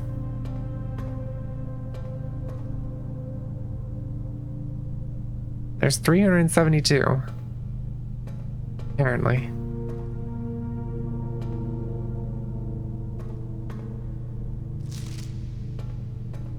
Doesn't look very date-like either. So... And we have... I'm pretty sure... I'm still... pretty convinced... that... the fucking... apple orchard... is a vault. Because it just makes too much sense not to be.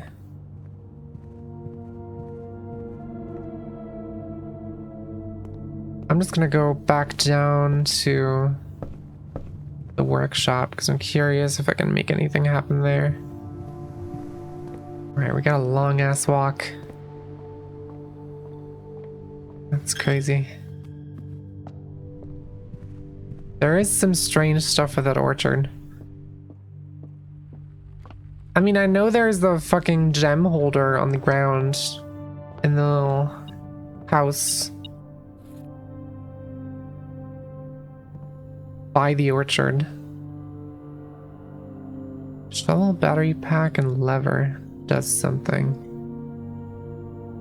Metal detector and battery pack doesn't do anything. What does a key card combine with? I don't think the key card's ever combined with anything. Yeah, gem holder. You know, the thing that the safes have in them that hold the red gems. This thing. This thing holds the red gems in all the other safes. And there's one on the floor in the apple orchard.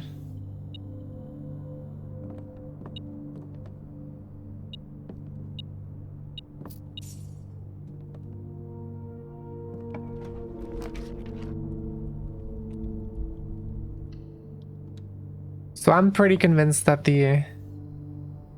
Oh yeah, I can still get bedrooms, right?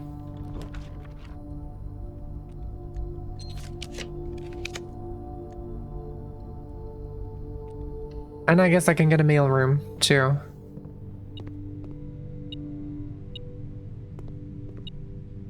Beep boop, what's happening? Where's the beep boop? I mean, it doesn't matter because it's the end of the day, but... Where the fuck is the beep boop? Am I blind?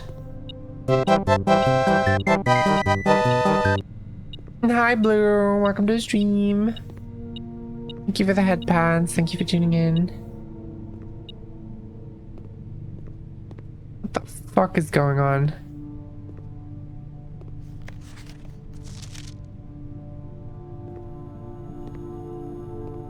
Beep boop could always be more safe keys. Well, I don't even see the beep boop. That's my issue.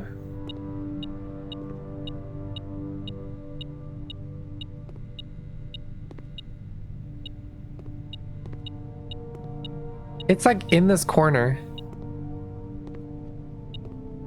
Oh, it's the key down there. Fucking hell. You know, it's no safe keys.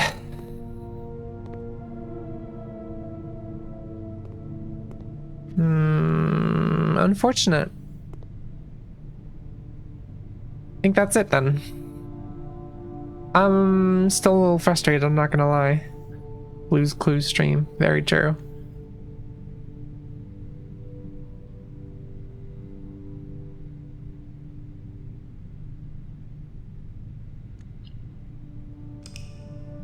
Yeah, that's it.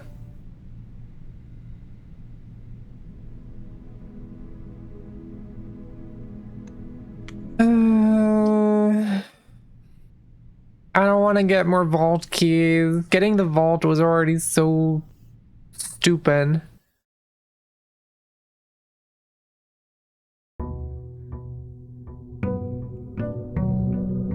Already at day 60. That's insane. Oh look, a package. Sleeping mask and compass. Alright. I will take those. My allowance is now 44, which is kind of insane.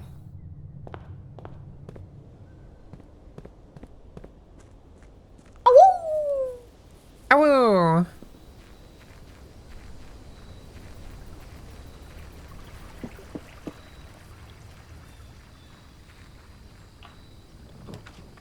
Let's see. Hovel, shrine. Make an offering, receive a blessing. You know what? Fuck it. Let's just pray.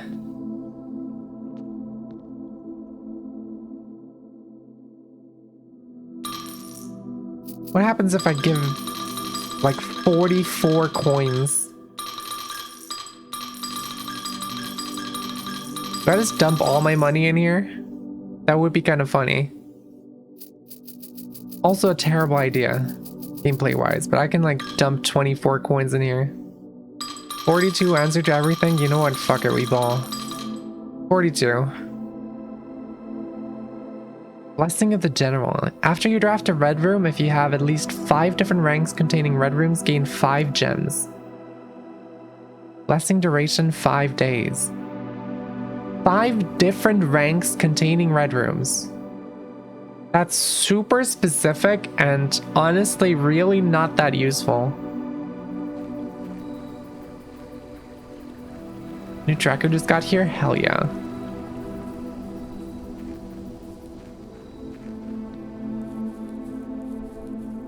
And 5 gems isn't even that much. Like a trophy room gets me more than that. And that's just a normal room that I get for free.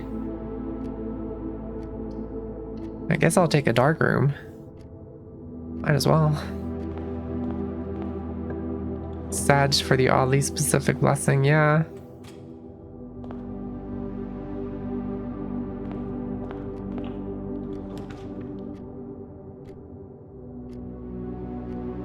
The other kicked the bucket last night. That is very unfortunate. I'm very sorry to hear that.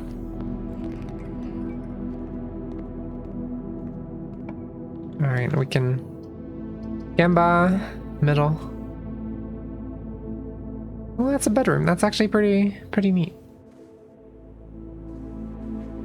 Car keys. Interesting.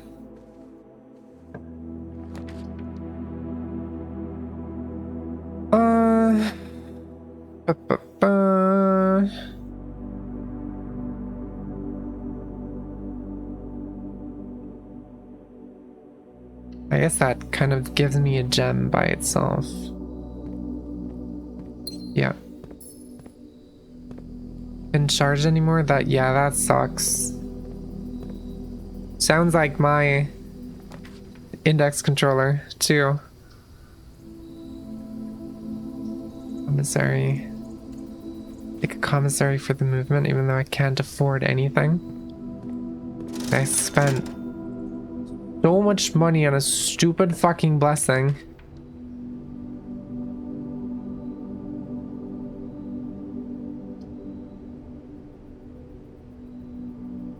Take a workshop.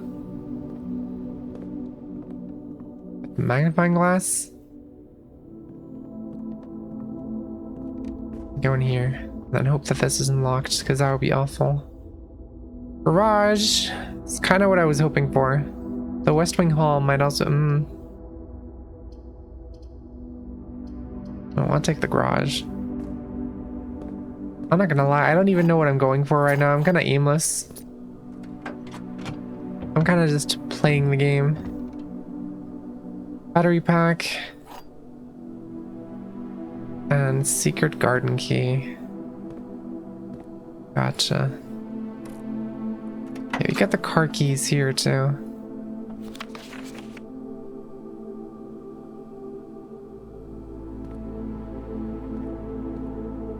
Never actually figured out what all that talk was about from that one person.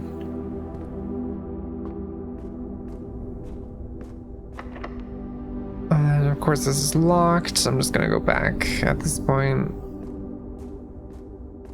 Do an extra run around, because why not?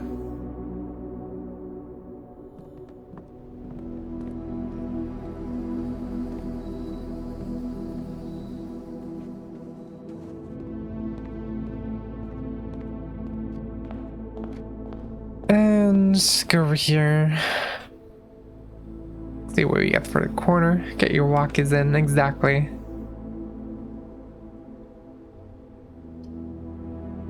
A parlor. Get some gems. Unless I mess that up. I really hope I won't. The white box is empty. The blue box is false. The empty boxes both have false statements. Okay, so if this is true,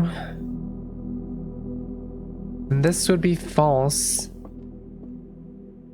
And we wouldn't know anything about this. Let's start with this one. This one feels the most... If this is true, then the others would have to both be false, which can't be the case. Because if this is false, then this would have to be true, but then this couldn't be true anymore. So this has to be false.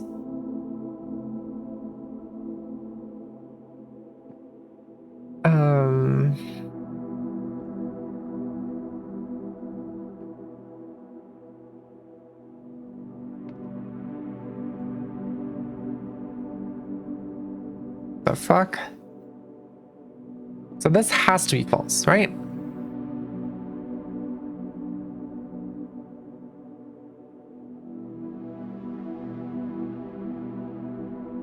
Because if this was true, that would imply that the other two are the empty boxes, because they would have to both be false, which can't be the case because those would then contradict each other. Yeah, so this has to be false. Then, if this is true, then this is false.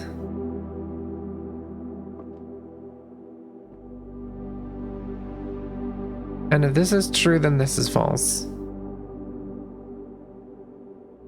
The only information we have about the location of the gems is the black box, which is false, and the blue box, which we don't know whether it's true or false. If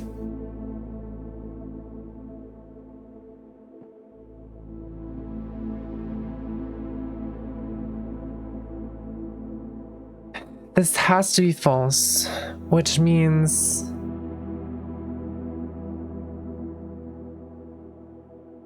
it can't mean that the empty boxes are both true, because these have to be opposites of each other. One of these has to be true and one of these has to be false. Unless, if it does mean that both empty boxes have true statements,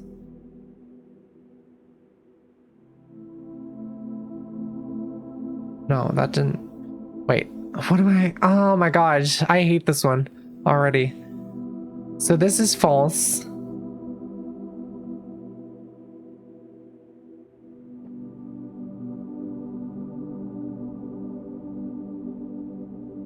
Blue box is false. If we assume this is true, it would have to be in the blue or the black box.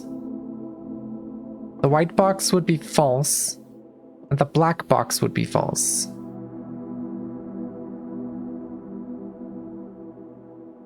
But the empty boxes both have false statements. It's false. So it can't be in the blue box. Because then this would be true and we know that can't be the case. So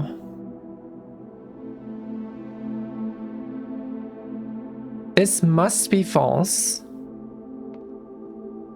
This must be false, meaning this must be true.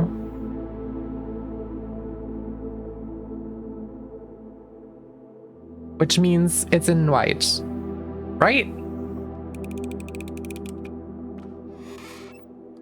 No?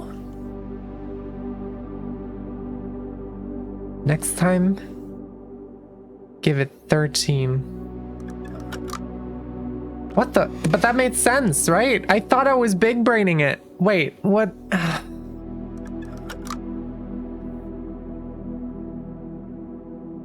This was false. This had to be false. Because if this is true, that would imply the other two would be false and be empty. And we know that can't be the case, because if this is false, then this must be true. So these need to be opposites of each other, so they cannot both be false, thereby making this always false, right? Black cannot be true.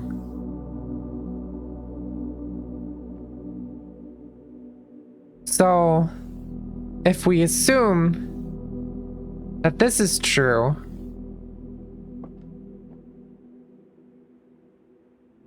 that would mean this is false, which works out. This is false, which works out. And the empty boxes both have false statements. If this is true, the white box would be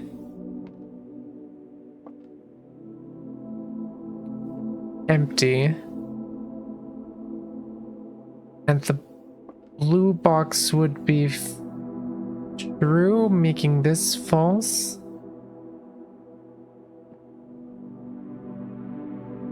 So I guess on that branch of logic, the blue one would have it. But if this is false, and this is true,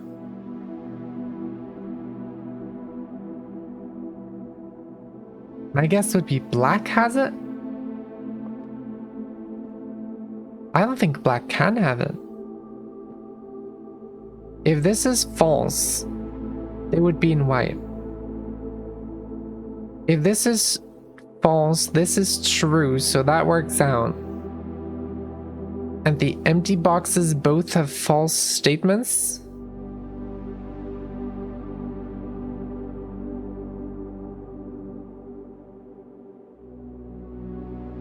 That would then also work out to be true, wouldn't it? And that will contradict what we know about the black box because it has to be false. So they're probably in blue. What? Yeah, blue. Fucking hell. Oh, I'm getting frustrated. We have ads. I'm getting very frustrated with this game. I mean, it's totally a skill issue in this case, but like, blue is always a good show. Of course you would say that, blue. Of course you would. I don't know if I'm feeling like playing more blueprints right now. I kind of want to end the stream, I'm not gonna lie. I feel so defeated after the fucking vault key didn't open the sanctum key thing. Oh, I don't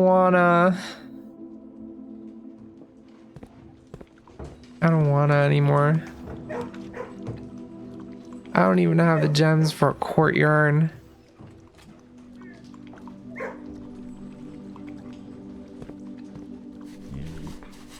I'm not gonna lie, I don't think I have the energy to go through with the day. Well, I know there's a sanctum key in a vault box. I know this because of the hint. Here. Locked tight in the vault of a bank. Thank you, Wolfie. I don't know what this would mean if not that one of the vault boxes has a sanctum key in it.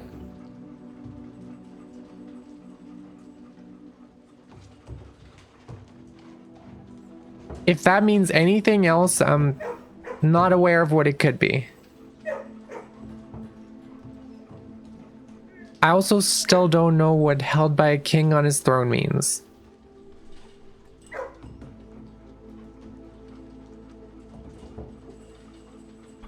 God, this is frustrating.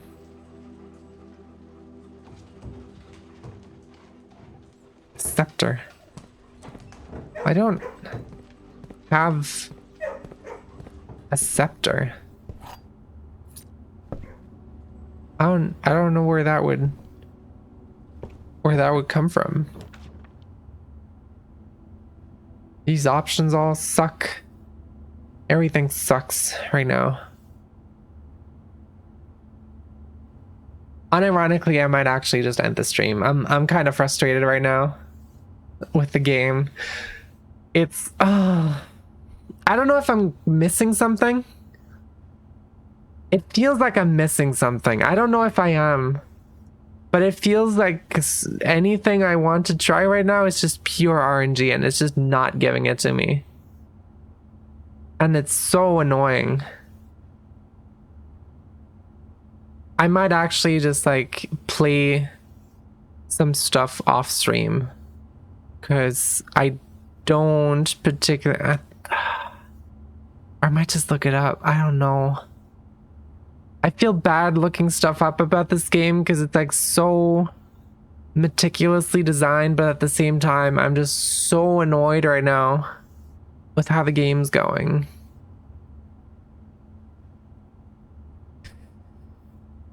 I just, I don't know. I'm gonna switch over though. I'm not gonna be.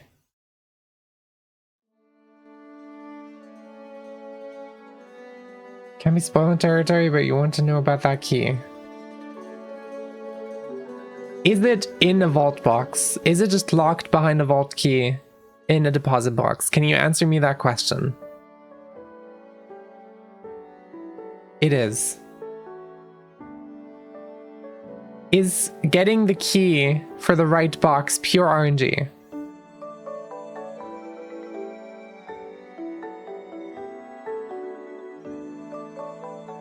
Yes. Okay. That's all I need to know about that key then.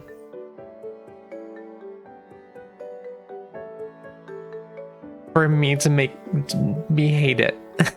Are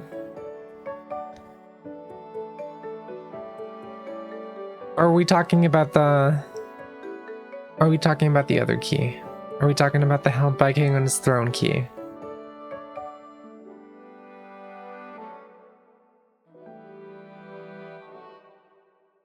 Kind of just answer my question about the vault key. I don't know if you were asking about the held by a king on his throne key. I'm guessing there's probably more rooms that I haven't found yet, but I just don't get the drafting studio either. Like, I didn't get the option of getting a drafting studio on any of the runs today. So if I need like a new room or something for that, it's either that or I have to go out on like the east side of the manor onto the manor grounds, but I have no idea how you would get outside on the east side. I guess actually, you know what? That's a lie.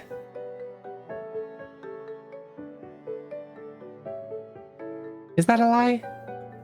I don't know if it's a lie. Technically, I could use a secret garden key on the east side and then use the power hammer to break the brick wall, but I think that's just gonna end up with getting me to that third spinny wheel again and not into the actual grounds.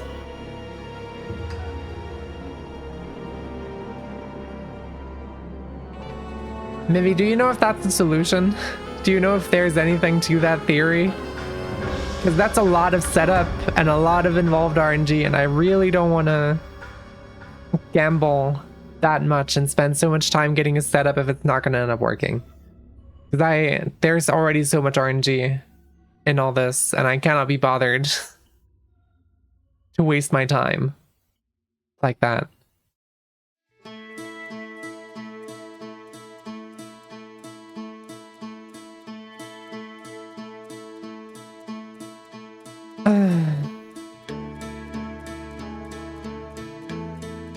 Yeah, I don't know. I might just put off Blueprints as my Friday game. I'm gonna start playing something else as a Friday game, and just pick Blueprints as an in-between for maybe like unscheduled streams or the Tuesday and Thursday evening streams if I really am feeling it. It's a bit of a shame.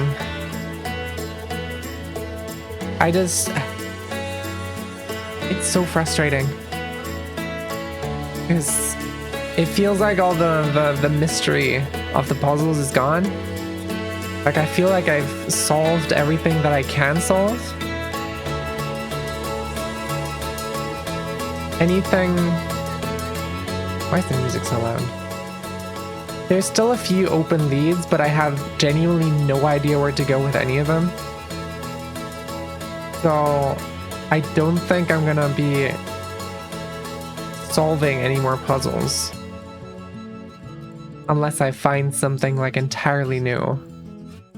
I still don't know where that last piece of the data chip was, and I was told that a new clue would give me a clue to where the data chip was. And it gave me the hold on, let me switch back over to my notes. It gave me the archived stuff here. But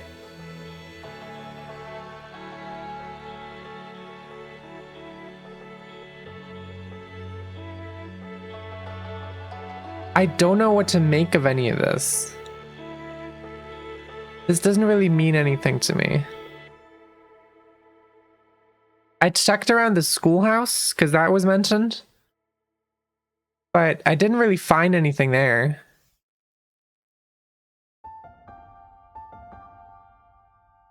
I did see within a timely manner. I have no idea what the fuck that means. And yeah, I don't know. I'm stuck on all the open ends that I have, and I'm stuck on RNG for the stuff that I know how to do. And it's honestly not particularly fun anymore right now, which is a real shame, but it is what it is. Either way, I'm gonna call it a day here. I'm gonna see if we have someone to raid out to.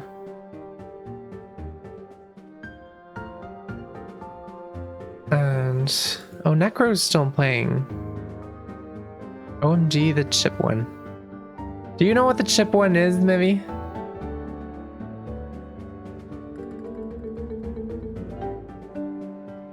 Because honestly, I would appreciate any hint at this point. I'm not telling that. Okay, I'm not getting the chip. That's decided then. Awoo! Thank you for tuning in, everyone. Thank you, Mevy, for sticking around and the hints, and thank you, Blue, for the encouragement.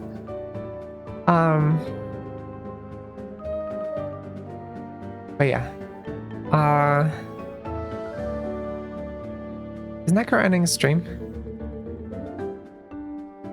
I don't know if he is.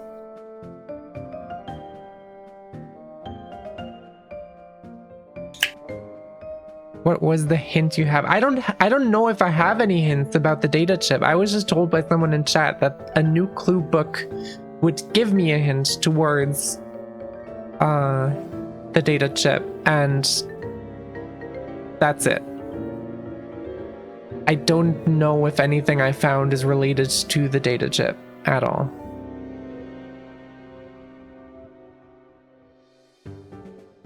I haven't seen anything that explicitly says anything about a data chip, so I wouldn't know.